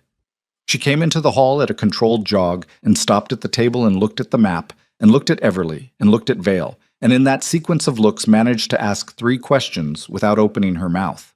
12 riders, Vale said. Fast horses, mountain-capable. Full supply for 4 days. Senna looked at Everly again. Longer this time. She leads, Vale said. Something moved through Senna's face, not objection, not quite. Assessment. The same evaluation Everly had been receiving from competent people all her life. The rapid check of whether the person in front of them was actually what the situation required, or whether they were going to have to manage around them. Everly looked back at her without performing anything. She was exhausted, 2.5 days of hard riding in her bones, and she knew what she looked like, travel-worn, no insignia, no crown, no escort. She knew the picture she made. She also knew what Aldrich's letter said. 3 garrisons broken. Wolves moving south in numbers that didn't describe a raid, and a secondary note at the letter's bottom, added in a different pen, more rushed. Kael has recalled the Capitol Guard to the palace. He is securing himself. The outer settlements are empty of command. He was protecting the palace. The outer settlements, the farms, the river communities, the small pack outposts that had existed at the edges of the kingdom for generations, were protecting themselves with whatever they had, which was not enough, because it had never needed to be enough before. Because she had made it unnecessary. She had made the deterrent so functional that the border wolves had gotten used to a world where the threat never fully arrived. And now the deterrence was gone, and the threat had arrived, and the muscle memory of managing it had atrophied in exactly the people who needed it most. She had built something that worked so well, it had taught people to stop being ready. That thought had an edge to it that she filed without examining. Not guilt, which was useless, but information, which was not. The next thing she built would account for it. 12 riders, she said to Senna. I need 4 who know the Hollow Creek approach from the northeast ridge. I need 2 who can carry dispatch at relay speed to Garrett Moss in Ashenvale. He should still be in the city, waiting for word, and I need the 6 best fighters you have who can also follow a command they haven't been briefed on in advance. Senna's chin lifted fractionally. The 6. I don't know exactly what we're riding into. I need people who can adjust when the situation changes instead of waiting to be told what the change means. A beat of silence. Then Senna said, 20 minutes, turned, and walked out. Vale was looking at the map. He had a pen in his hand and was marking the ridge positions from Aldrich's letter, cross-referencing with the territorial survey on the wall. And she could see him doing the same math she had already done. The lines of advance, the rate of movement, the window before the Hollow Creek settlements were in direct contact with an enemy force that had broken 3 garrisons. You're not going to the settlements first, he said. Not accusatory, working it out. No. She came to stand beside him at the map. She pointed to a position 6 miles northwest of Hollow Creek, where the terrain compressed into a natural choke point, a river crossing backed by high ground on 2 sides. Here. If they're moving south, they have to cross here or take a 10-mile detour that adds a day. We get here first. We control the crossing. With 12 riders. I'm not planning to fight them at the crossing, she said.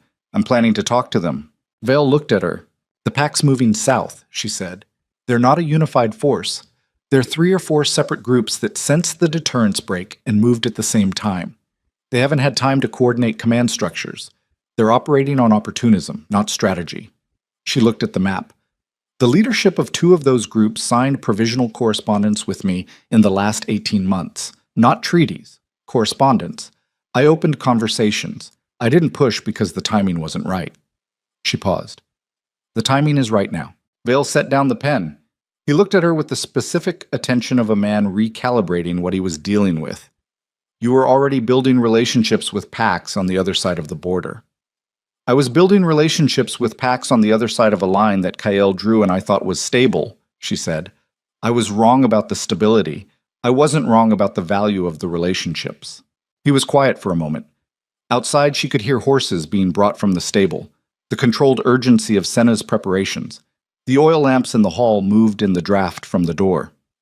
If this doesn't work, he said carefully, then 12 riders is a symbolic loss, and the real problem is still the real problem. She held his gaze. But it will work, not because I'm certain about the outcome, because I'm certain about what I know about those pack leaders, and I'm certain that what they want is not war. What they want is to not be on the losing side of whatever Ashenvale is becoming. She paused. I can offer them something better than winning a raid. What? The same thing I'm about to offer you, she said. A future that doesn't depend on one man's judgment. Vale held her eyes for a long moment. Then he looked at the map, and she could see him making the final calculation. Not about whether to trust her, she thought, but about what kind of trust the situation required. Not faith, not loyalty. The specific, hard-edged trust of 2 people who understand the same problem and have decided to solve it together because the alternative is worse. He stepped back from the map. I'm riding with you, he said. She opened her mouth. 13 riders, he said. My territory is northeast of Hollow Creek. Whatever happens at that crossing affects me as much as it affects Ashenvale. He picked up his jacket from the chair at the table's end. And frankly, a territorial alpha at the table changes what you can offer them. She closed her mouth. He was right. She knew he was right the moment he said it. The specific clean rightness of a piece of information that lands in exactly the space it fits. No adjustment required. 13. She said. They rode within the hour. The northeast approach to Hollow Creek took them through terrain that shifted from Vale's rolling eastern land into the harder, starker landscape of the border country. The ground getting rockier, the tree cover thinner, The sky bigger and more indifferent in the way of places that had never been fully domesticated. Everly rode at the front with Senna on her right and Vale on her left. The 12 riders behind in a formation that moved with the efficient quiet of people who had drilled for this and were not dramatizing it. Her body was running on something beyond exhaustion now. The place passed the second wall, where the ordinary reserves are gone, and what remains is a different fuel entirely, harder and less forgiving, the kind that burns clean but leaves marks. Her back hurt. Her hands on the reins were stiff from the cold. She didn't attend to either. She was thinking about the two pack leaders.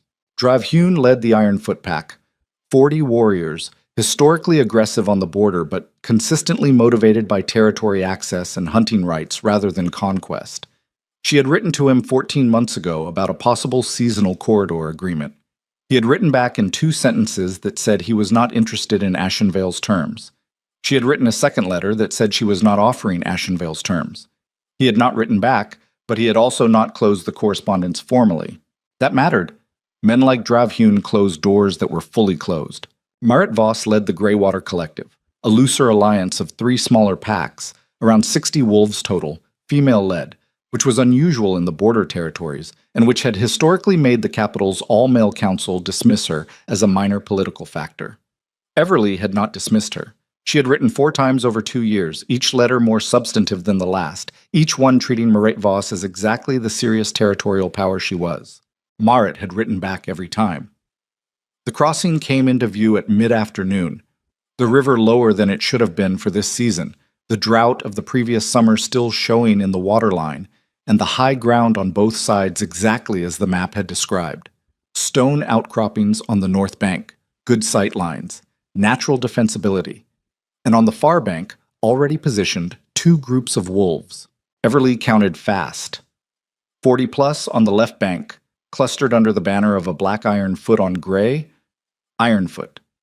60 or so dispersed across the right bank's higher ground with no single banner but a consistent gray-blue token at the collar of each fighter. Greywater. Neither group had crossed. She pulled up the mare 50 yards from the waterline and looked at what she was seeing. They were positioned like people who had arrived expecting to move and had found reason to stop. The Ironfoot cluster had the tight organization of a force under active command. The Greywater wolves were deployed in a wider, looser pattern that suggested awareness of multiple approach vectors. Marit Voss's work. They had both arrived at the crossing and stopped, and neither had crossed. And they were watching each other with the specific attention of forces that had the same general direction but had not agreed on the same plan. Good. Stay here, she said to Vale. He looked at her. 1 rider, alone, is a message, she said. 14 riders is a column. I go first. She held his gaze. If it goes wrong, you'll know within 5 minutes. He held her gaze for another moment. Then he pulled his horse back a step. 1 step. That was Vale. She was learning him fast, the way you learn people when the situation compressed the timeline. He didn't concede easily, but when he conceded, he did it completely. She rode forward alone. She crossed to the waterline and stopped there, in the shallow cold at the river's edge, with the Ironfoot pack on her left, and the Greywater wolves on her right, and the open sky above making everything feel both very exposed and very clean. A rider broke from the Ironfoot cluster and came to the opposite bank. Big wolf, thick-shouldered, hard face above a black traveling cloak. Dravhune looked exactly like his correspondence, which was to say, direct and unadorned and carrying the specific weight of a man who did not see the point in the distance between who he was and who he appeared to be. He looked at her across the water. You're not Ashenvale soldiers, he said. No, she said. He looked at the riders behind her, at Vale's territorial colors, back at her. Who are you? My name is Everly. Until 4 days ago, I was the Luna of Ashenvale. I built the northern deterrence that kept your pack on your side of this river for 6 years. She kept her voice flat and direct, matching his register. I'm not offering you Ashenvale's terms. A silence. The river moved between them, low and cold. The deterrence broke, he said. Yes. Because of you. Because of Cale Draven. I was the deterrence. He removed me. She looked at him steadily. Which is why you're here, and why I'm here. and why we're having this conversation instead of the one where your pack crosses this river and the people in those settlements spend the next 5 years recovering from it. Hune's horse shifted. He held it still without looking down. What do you want? I want to show you something better than what you came here for. She pulled the leather case from the saddlebag. I want to show you what the Northern Territory looks like when the people running it are not idiots. From the right bank, a rider came down to the water. Lighter horse, moving with efficient precision. Moret Voss was smaller than Everly had expected, lean and sharp-featured with close-cropped gray-streaked hair and the quick, comprehensive eyes of someone who processed situations faster than most people asked questions about them. She looked at Everly. She looked at Hune. She looked at the riders behind Everly and found Vale and held that for a moment. Ronan Vale, she said. Not to Vale. To Everly, noting the fact of him. Yes, Everly said. Interesting company for a displaced Luna. Moret's voice was dry and precise. What are you building? Ask me that again in a month, Everly said. Right now I'm stopping a war before it starts, because a war helps no one in this valley except the people who are already gone. Merritt looked at her. Hune looked at her. They did not look at each other, which told her they had not been coordinating before this moment and were doing their own assessments independently, which was exactly the gap she needed. She opened the leather case and held up the Velmark transfer order. This is the document that proves the Ashenvale treasury was being systematically stripped by a foreign consortium with access to the royal seal. The kingdom Kyle Draven is currently defending from his palace is not the kingdom that exists on paper. It is a shell being held together by momentum. She held Mara's eyes, then Hune's. Within 2 months, without intervention, the northern supply routes collapse, the river trade agreements lapse, and the settlements along this crossing, on both sides, lose access to the eastern granaries. Hune's jaw tightened. Both sides, Mart said. Both sides. Your territory runs its winter supply through the same eastern corridor that Ashenvale settlements use. You know this. She looked at Merritt directly. You wrote to me about it 14 months ago. You told me the corridor needed a governance structure that didn't depend on one kingdom's stability. Something shifted in Maret's face, the recognition of her own words. I said I'd consider it, she said carefully. You said you'd consider it when there was someone worth considering it with. Everly held her gaze. I'm asking you to consider it now. The river moved. The high ground held its positions. Ironfoot still clustered left. Greywater dispersed right. Vale's riders behind Everly in a silence so complete she could hear individual horses breathing. The afternoon light was going flat and gray, and the cold was sharpening with it. Drav Hune looked at the document in her hand. He looked at the Greywater wolves on the far bank. He looked at Vale behind Everly. A month is a long time, he said. 3 weeks, she said. Give me 3 weeks and I'll show you a framework that makes this crossing a trade point instead of a fault line. And if you can't deliver, then you're 3 weeks behind on a raid that will still be available to you. She held his gaze. But it won't be available to you, because what I'm offering is better than what you came for, and you know it, and men who know the better option tend to take it. Hune breathed.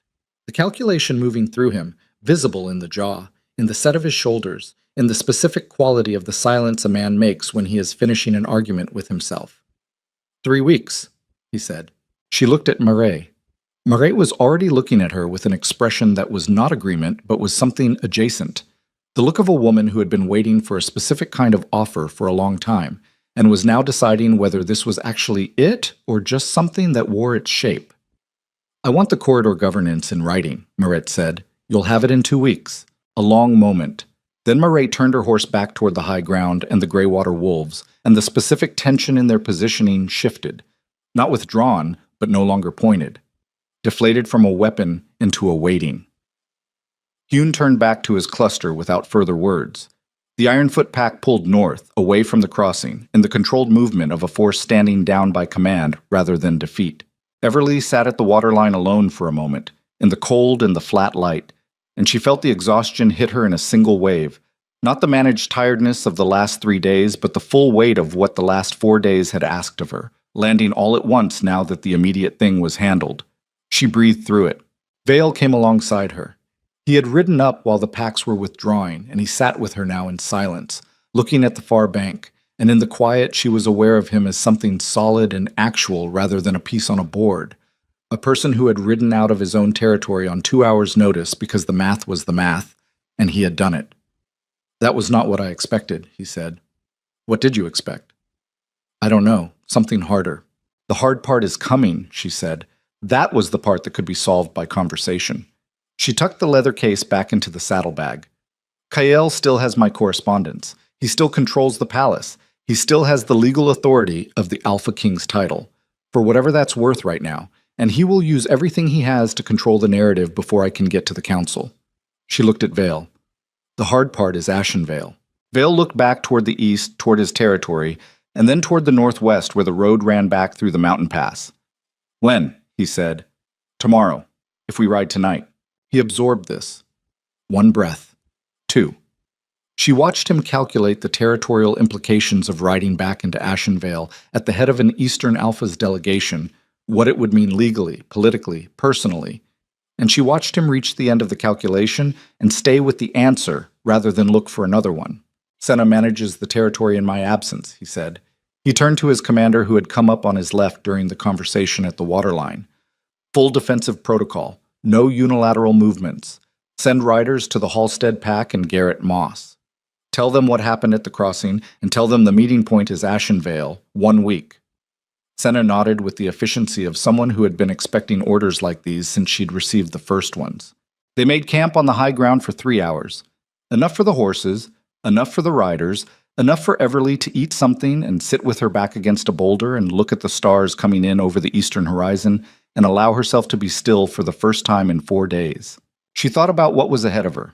She thought about Kael in his palace, receiving reports of broken garrisons and suspended alliances, and the council withdrawals Carvin had triggered, managing the unraveling with the specific desperate energy of a man who didn't understand what had come loose because he had never understood what was holding it together. She thought about what she was going to have to become to finish this. Not the builder, not the patient, background architect of a kingdom that carried someone else's name. Something more direct, more exposed, more irreversible. A woman who stepped into the center of the thing and put her name on it. She had spent 10 years being indispensable while remaining invisible. Invisible was a protection. It was also a cage she had built for herself out of a decade of choosing safety over exposure, and the cage was finished now. There was no invisible left. The festival platform had ended it. Not Kael's action, but her own, the moment she set down the crown in front of 10,000 people. That had been visible in a way that couldn't be walked back. She had not understood, in that moment, quite how complete the commitment was. She understood it now. She pulled her cloak around her shoulders and looked at the stars and felt, under the exhaustion and the cold and the weight of everything still in motion, something she hadn't felt in so long she almost didn't recognize it. Something that sat below strategy and above feeling, something that had no tactical value and tremendous actual value. She felt like herself, not the Luna, not the builder, not the woman who made things work and stayed 4 feet behind the man who received the credit, just Everly, in the dark, having made a choice that was entirely hers. She slept for 3 hours. They broke camp before dawn. The road back through the mountain pass was faster going west than it had been going east. Familiarity compressing distance, urgency compressing time. She rode with Vale on her left and Senna's 6 on her right, and the 2 dispatch riders already ahead of them, burning toward Ashenvale with messages for Garrett Moss and Carvin and Aldrich. She arrived at the mountain pass crest at midday, where she had stopped 4 days ago and looked back at the festival lights. She did not stop this time. They came down out of the pass and into the western approaches of the kingdom on a clear, cold afternoon, and she could see the capital from 5 miles out. The stone buildings of Ashenvale rising from the valley floor, the palace complex at the center, and above it, the Alpha King's banner still flying. She looked at it from 5 miles and felt nothing about the banner. It was information, not provocation. It told her he was still there, still claiming authority, still holding the form of a thing that the substance had left. What she felt, riding toward it, was the specific clean focus that had carried her through the last 4 days. Not anger, not grief, nothing that required the banner to mean something personal anymore. She felt the weight of the leather case in her saddlebag, the correspondence stack secured behind it, the Aldrich letter, the Vell-marked documents, all of it in order.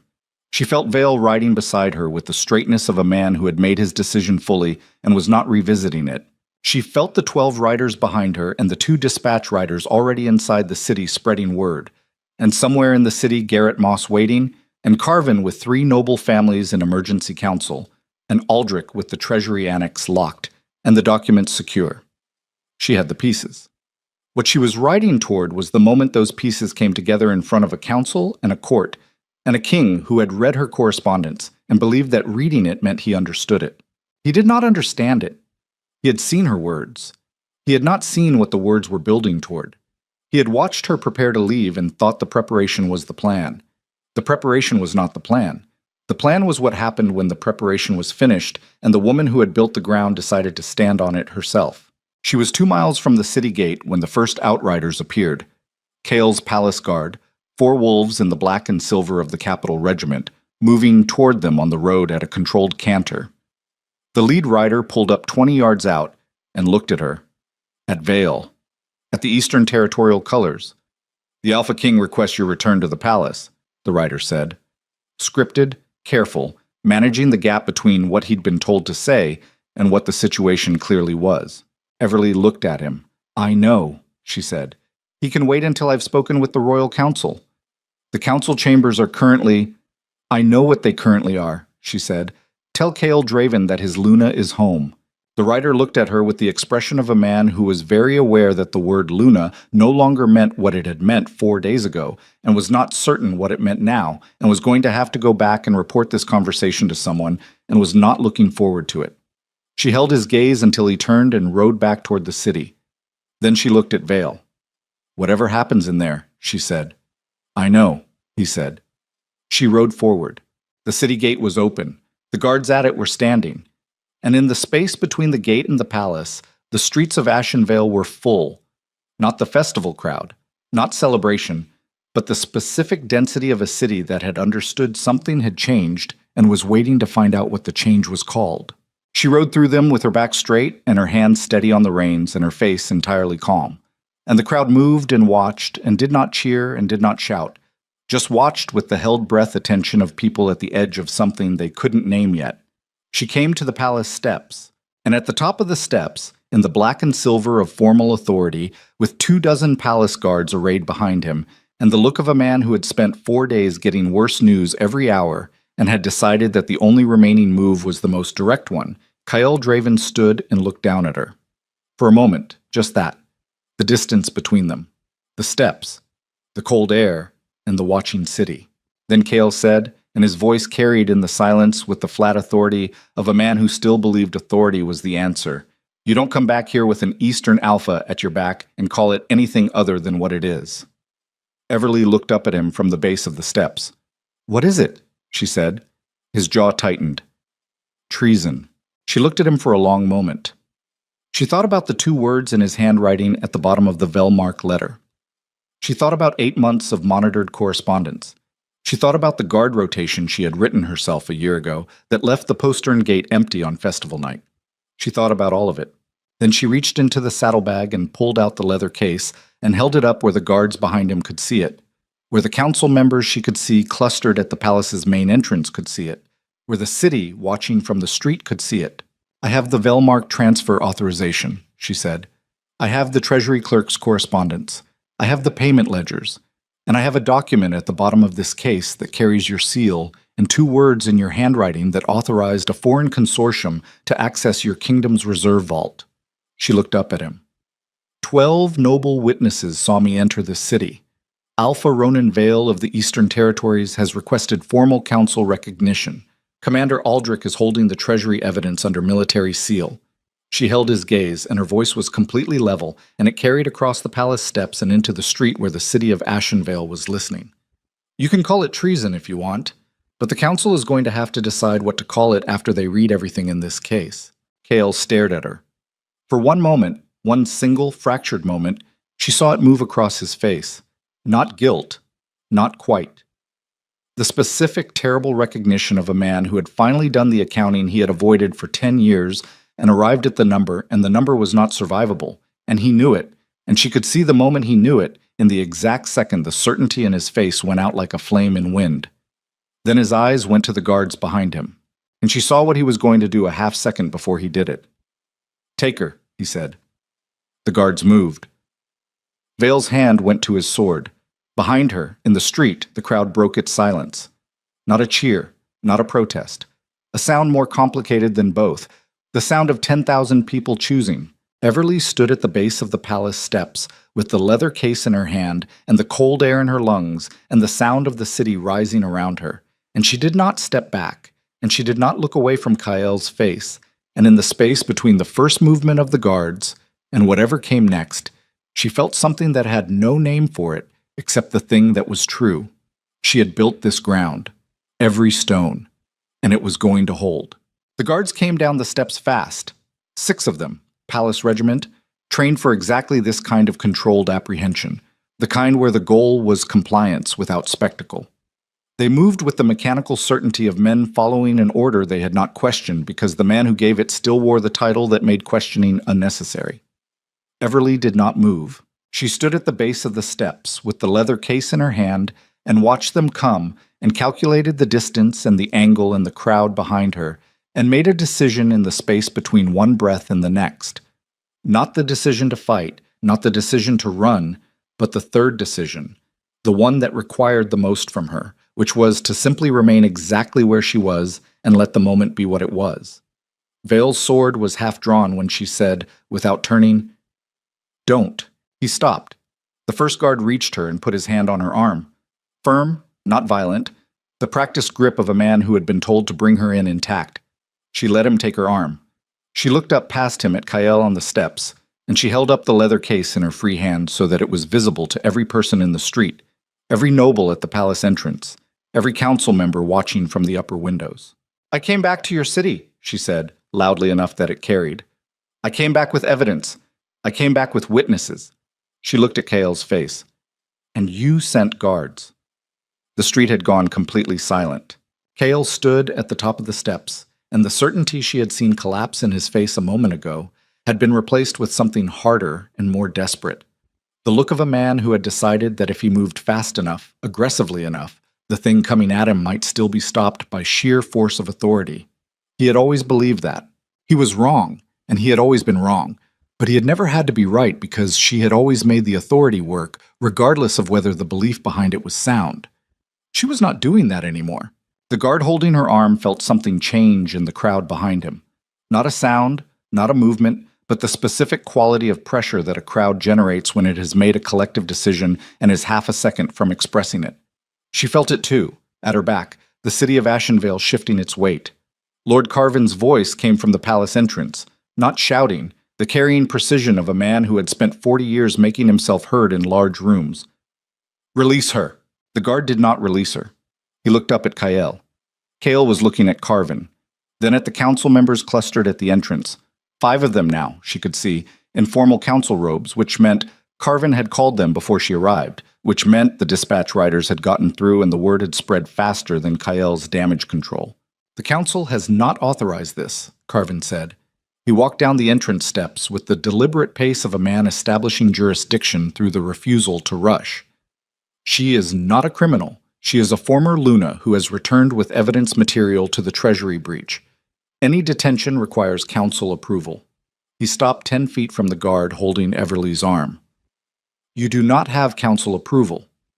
The guard's hand loosened, not because of Carvin's authority specifically, because in the silence that followed Carvin's words, 3 more council members appeared at the entrance, and behind them Commander Aldrich in full military dress, carrying a sealed evidence folder under his arm, and behind Aldrich 2 of his senior commanders.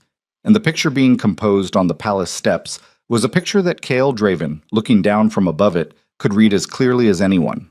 The guard released her arm. Everly lowered the leather case. She looked up at Kael one last time from the base of the steps, at the man who had stood at the top of them 4 days ago and placed a cloak on another woman's shoulders while the kingdom watched. And she felt, looking at him now, nothing she hadn't already accounted for. Not rage, not triumph. The specific tired clarity of a person who has walked through the worst of something and come out the other side and is now just standing in the aftermath, taking inventory. She climbed the steps. Not toward him. Toward the palace entrance. Toward the council. Toward the work. He stepped aside. She did not look at him when he did it. The council chamber was the same room she had sat in hundreds of times. Long table, high windows, the formal severity of a space designed to make decisions feel weightier than conversation. It felt different now. The weight was different. The people around the table were the same people she had worked with for years, and they were looking at her the way people look at something they had known in one context and were now encountering in another, recalibrating in real time. She set the leather case on the table and opened it. "The Treasury breach first," she said, "then the alliance situation, then the Northern Ridge." They worked for 6 hours. It was the kind of work she had always been best at, detailed, precise, the patient assembly of a complete picture from its constituent parts, answering questions directly and without ornamentation. Aldrich presented the annex audit. Carvin laid out the noble family's formal complaints. The Eastern correspondence was read in full, including the conditional clauses, including the letters from Garrett Moss and the Halstead Pack and the Hollow Creek leadership. The Velmark documents were examined by 2 council members with Treasury expertise who spent 40 minutes in silence and emerged with the specific gray faces of people who had confirmed something they'd hoped was wrong. Vale sat to her right and said almost nothing for the first 4 hours, which was exactly right.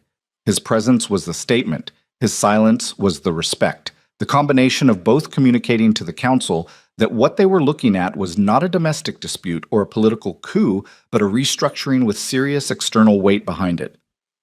Kael was summoned at the 4th hour.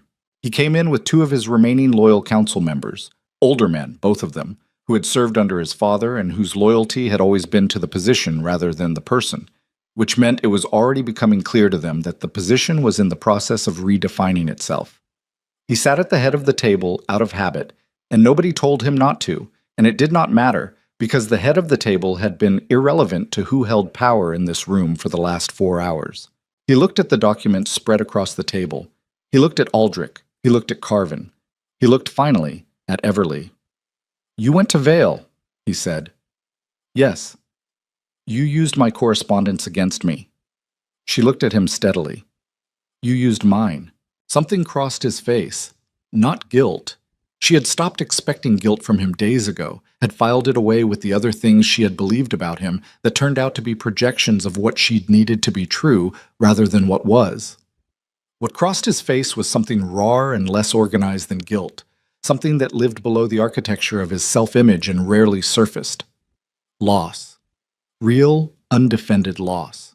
She had seen it in his face once before, at the end of the 3rd year, when his father died and he had sat in the empty throne room alone, and she had found him there and sat beside him for 3 hours without speaking, which was the most useful thing she had done that night, and possibly the thing that had held the kingdom steady through the succession transition. She had given him that. She had given him that and 100 other things, and she had given them because she had believed they were building something together, and she had been wrong about the together and right about the building, and the distance between those 2 things was the exact size of 10 years. He looked at the Velmark transfer authorization, at the 2 words at the bottom in his hand. "I didn't know the full extent of what she was doing," he said. "I know," Everly said. "I opened a door because she asked me to." "I know." He looked up at her. "That's not an excuse." "No," she said. "It's not." Silence settled across the table. Outside the high windows, the afternoon was going toward evening, the light changing, the city sounds below carrying the muted quality of a place still processing something large. Carvin spoke. "The council will need to address the question of the Alpha King's fitness to continue." "I'll address it," Kael said. Everyone at the table looked at him.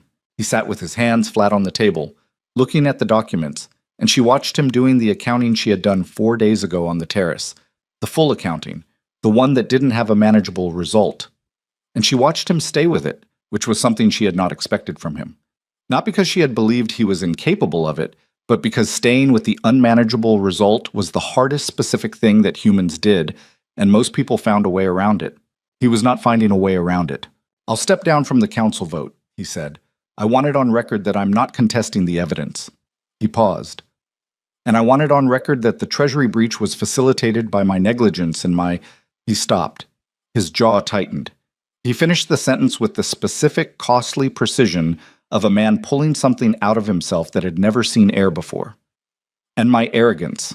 I authorized access without understanding what I was authorizing because I didn't ask, because I had spent 10 years not asking, because asking wasn't something I needed to do. He was looking at the table when he said the next part. Not at her, but it was for her, and everyone in the room understood that. Because there was always someone who knew the answer already. The room was very quiet. Everly held the leather case in her lap, both hands around it, and she let the quiet hold. She thought about what it meant to witness a man understand, fully, the dimensions of a mistake. Not the political dimensions. Those were in the documents, measurable and actionable. The other dimensions, the ones that didn't appear in ledgers, the years of someone's best work flowing toward a center that never acknowledged the current, the specific cost of being treated as infrastructure by the person who was supposed to know the difference. She had carried that cost for a long time. She had carried it without naming it, because naming it would have required her to ask whether the thing she was building was worth what it was costing. And she had not been ready to ask that question until the answer became unavoidable. The answer had been unavoidable on the festival platform when she set down the crown. She thought about what it meant to forgive something without excusing it, not for his sake. She was clear-eyed enough after everything to know that forgiveness was not a gift she gave him. It was a weight she chose to set down for herself because carrying it was no longer useful, and she had too much actual work ahead to spend the energy. She set it down now, in the quiet of the council chamber, without ceremony, without announcement. Just a thing she did internally while the room held its silence, and Kael sat with his hands on the table and the evening light came through the high windows. She set it down and felt the difference in her own chest. The small, specific lightness of something that had been there so long she'd stopped noticing its weight. The council voted at the 7th hour. The result was 9-2 for the formal removal of Kael Draven from the position of Alpha King, the 2 dissenting votes coming from his father's men, who voted no as a matter of loyalty to a principle rather than a belief that they were right. Even they did not look surprised. Kael signed the abdication document without being asked to sign it. He used the formal seal and his full name, and he did it with a steadiness that she noted because it was real. Not performance, not dignity management, but the actual steadiness of a man who had arrived at the bottom of something and found that the bottom held. It held because he was still there. That was all the bottom had to offer, but it was not nothing. He looked at her once before he left the chamber. Just looked at her, the way people look at things they are not going to see again in the same form. She met his eyes. Not warmly, not coldly, accurately. He left. The work that followed the council vote was 3 weeks of the most concentrated effort of her life. It did not look like the work that had come before it.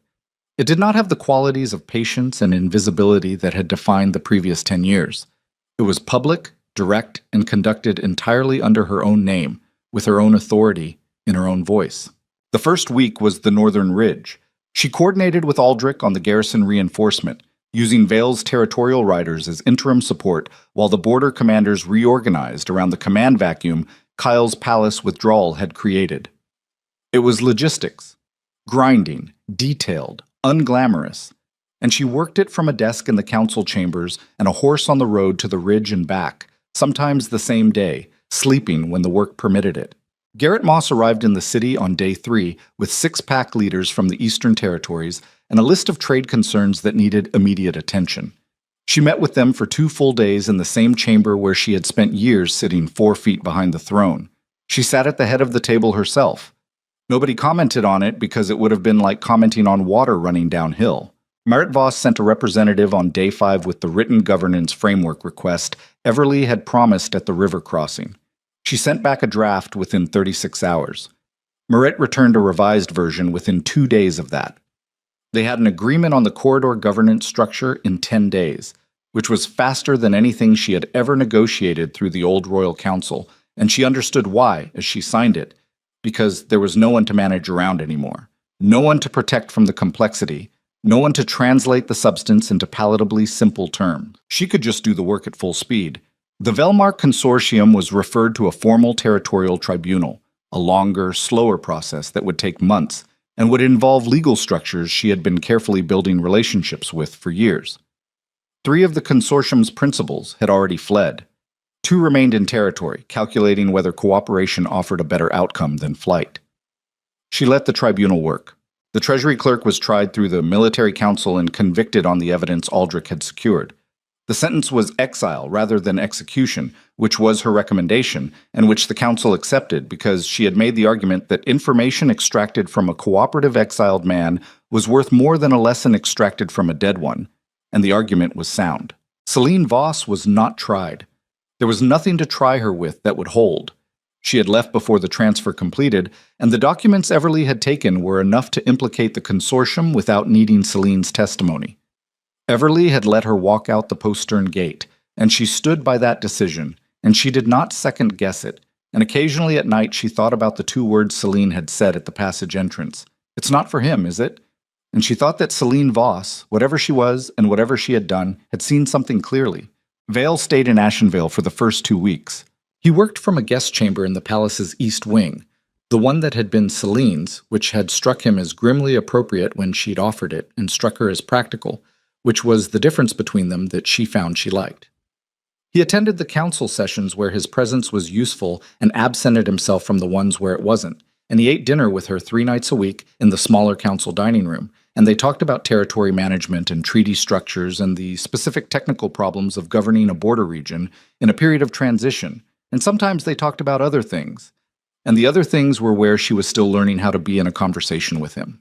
She had learned over the years to manage her personal conversations the way she managed negotiations, with attention to the other party's position, with precision about what she was offering, with care about what she revealed. It was a habit built for survival in a court where everything personal was also political, and nothing was fully safe. Vale was not a court conversation. He was not managing her. He was not reading her for advantage or leverage or information to use later. He was just present. Directly, straightforwardly present in the conversation, saying what he thought, asking what he wanted to know, handling her answers without processing them through a political filter. It took her almost 2 weeks to stop waiting for the filter to appear. On the 14th evening, sitting in the dining room after the council session that had formally ratified the corridor governance agreement with the border pacts, he said, "You're still checking." She looked at him across the table. "Checking what?" "For the thing I want from you, the angle." He held her eyes without any particular intensity, just steadiness. "I've watched you do it in every conversation we've had since the river crossing. You give me something and then you wait for me to use it." She was quiet for a moment. 10 years is a long time to practice a habit, she said. "Yes," he said. "It is." She looked at him. He looked back at her with the same even attention he had given everything since she had walked into his hall. Not performing patience, just actually patient. The way people are patient when they understand that things take the time they take, and rushing them doesn't shorten that. It just damages what you end up with. She said, "I don't entirely know who I am outside of that habit yet." "I know," he said. "You're figuring it out." "That doesn't bother you?" "No." He picked up his cup. People who have already fully figured out who they are tend to stop being interesting. She looked at him for another moment. Then she laughed. Not the controlled social laugh she had developed for court functions, but the real one, which surprised her by how different it felt, how much lighter the chest felt after it. He smiled. A real smile, not a performance of one, the kind that only appeared when something had genuinely reached the face before the face had time to manage it. She thought about what it meant to be known accurately, not idealized, not managed, not viewed through the distorting lens of what someone needed her to be. Just seen, with her habits and her strengths and the specific shape of the work she was still doing on herself, and found not inadequate, but interesting. She had not been seen like that in 10 years, possibly longer. She let herself hold the warmth of it without immediately converting it into strategy. That was new. Vale returned to his territory on the 16th day because the territory needed him, and she needed to do the next phase of the work without the question of him present in the room. And they both understood this without discussing it, which was its own kind of communication she was still getting used to. He said, at the postern gate, the same gate she had walked through 20 days ago with her life in a saddlebag, "When the tribunal is finished." "Yes," she said. He rode east. She turned back to the city. The remaining work took another month. It was not the dramatic work. It was the paperwork, the re-ratification of alliance documents under new authority structures, the careful public communication of what the council had found and decided and why, the rebuilding of a narrative that had been badly damaged by 4 days of chaos and required a clear, honest account to replace the chaos with something people could actually use. She wrote most of that account herself. She wrote it in plain language without the formalities that had always made royal communication feel distant from the people it was supposedly addressing.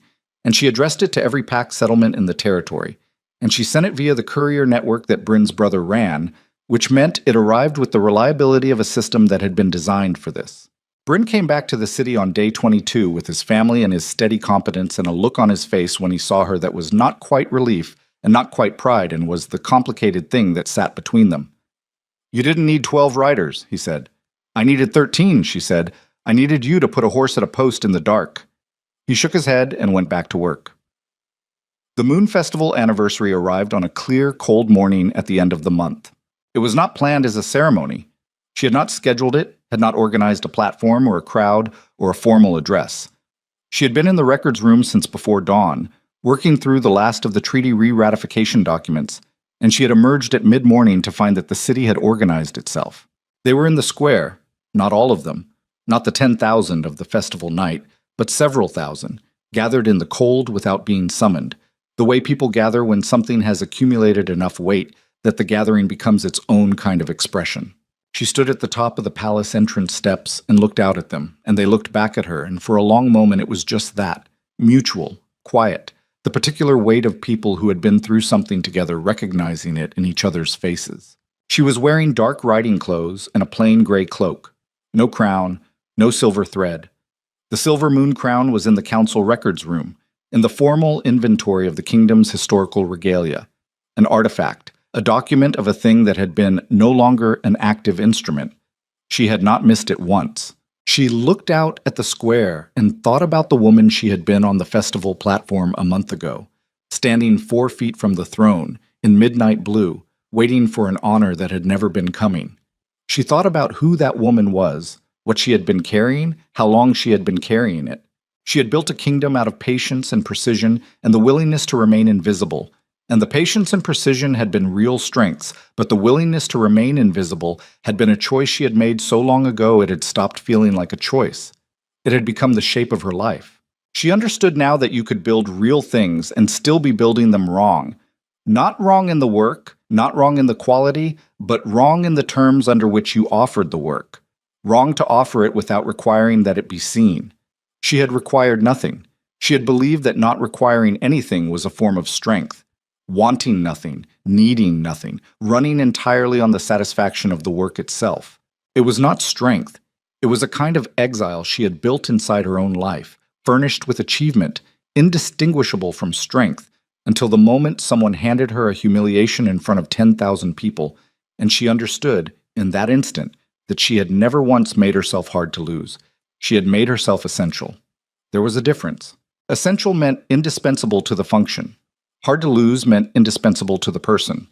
She had confused them, or she had known the difference and chosen the one she believed was safer, because the other required showing someone who you actually were and trusting them with it, and trust of that kind had always felt like the most dangerous thing in a court that treated vulnerability as a target.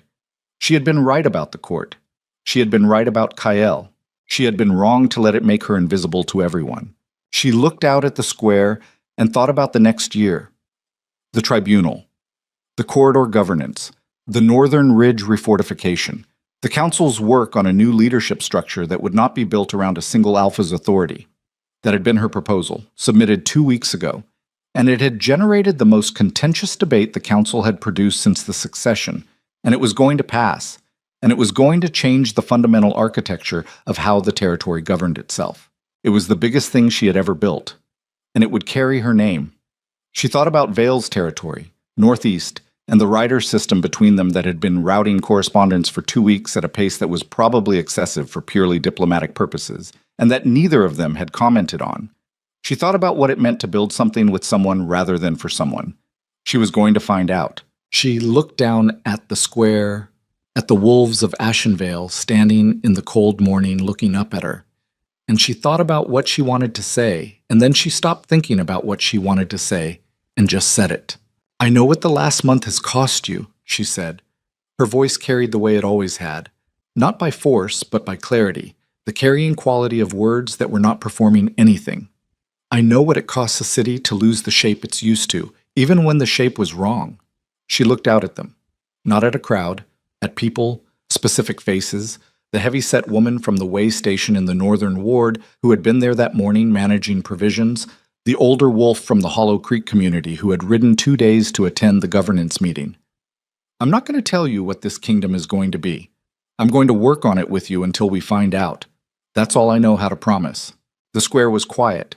Then, from somewhere in the middle of it, a single wolf raised his hand. Not a weapon, not a salute, just a hand, open and raised. Bryn's brother, she thought. Then another hand. Then another, spreading outward through the crowd with the organic, uncoordinated quality of something that was not performance but genuine, a city choosing its expression in real time. She stood on the steps and looked at it and felt it move through her, and this time she did not manage what it moved. She let it. The month closed and the new one opened, and the work went on. As it always did, as it always would. Because work was the thing that didn't wait for the emotions to settle and the narratives to resolve and the aching joints of a woman who had ridden through a mountain pass twice in 6 days to stop being sore. The records were filed, the treaties were signed, the courier routes were running, the border garrisons reported at dawn. And on the morning the tribunal formally concluded the Velmark prosecution with 3 convictions and 2 exile agreements, and the consortium seized assets directed into a border settlement fund that would fund the new governance structure's first 2 years, Everly sat at the desk in what had been the royal correspondence room and was now simply the working room, and she wrote a letter. She wrote it in the direct, unhurried way she wrote everything now, without managing the distance between what she meant and what she said. She wrote to Ronan Vale. She told him the tribunal was finished. She told him the corridor agreement was fully ratified and the first trade convoy would move in 3 weeks. She told him about the governance framework's first formal session, which had been chaotic and productive and had run 6 hours over schedule because the council members were still learning that nobody was going to manage the meeting for them and they were going to have to manage it themselves. And then she wrote, "The East Wing guest chamber is empty. The desk in the second room gets better morning light than it looks from outside. I think you should see it." She folded the letter. She sealed it with her own seal. Not the Luna's seal, not the royal correspondence seal, but the plain wax seal she used for personal correspondence. The one with no insignia, just the pressed edge of a ring she had bought herself in year 1 when she had first arrived in Ashenvale as a young woman and understood she was going to be here for a long time and wanted to own at least one thing that nobody had given her. She handed it to the courier. She went back to work. The morning light came through the window at the angle it came through every morning, long and clean across the desk surface, making the paperwork look almost like something worth the trouble. It was worth the trouble. She had always known that. She had spent 10 years knowing it while the credit flowed somewhere else, and now the credit was hers, and the work was hers, and the name on the treaties was hers, and the ground she stood on was the same ground she had always stood on, built by the same hands. She just wasn't invisible on it anymore. She picked up the next document. Outside, the city moved through its morning. The market opening, the courier horses on the road, the border reports coming in on the regular schedule she had established, the council preparing for its afternoon session, the territory doing the 10,000 small things that a territory does when it is functional and watched over and not currently on fire. She worked. Not for a king. Not beside a throne. Not from 4 feet behind anyone. She worked because the work was hers, and the territory was hers to care for, and the people in the settlements along the ridge and the river and the eastern corridor were hers to be responsible to. And that responsibility was not a burden she carried quietly for someone else's benefit. It was the thing she had chosen, eyes open, name on it, a queen without a crown. And for the first time in 10 years, in the plain morning light with the paperwork and the courier schedule and the sound of the city doing its work outside the window, Everly was not waiting for something to be honored. She was already home.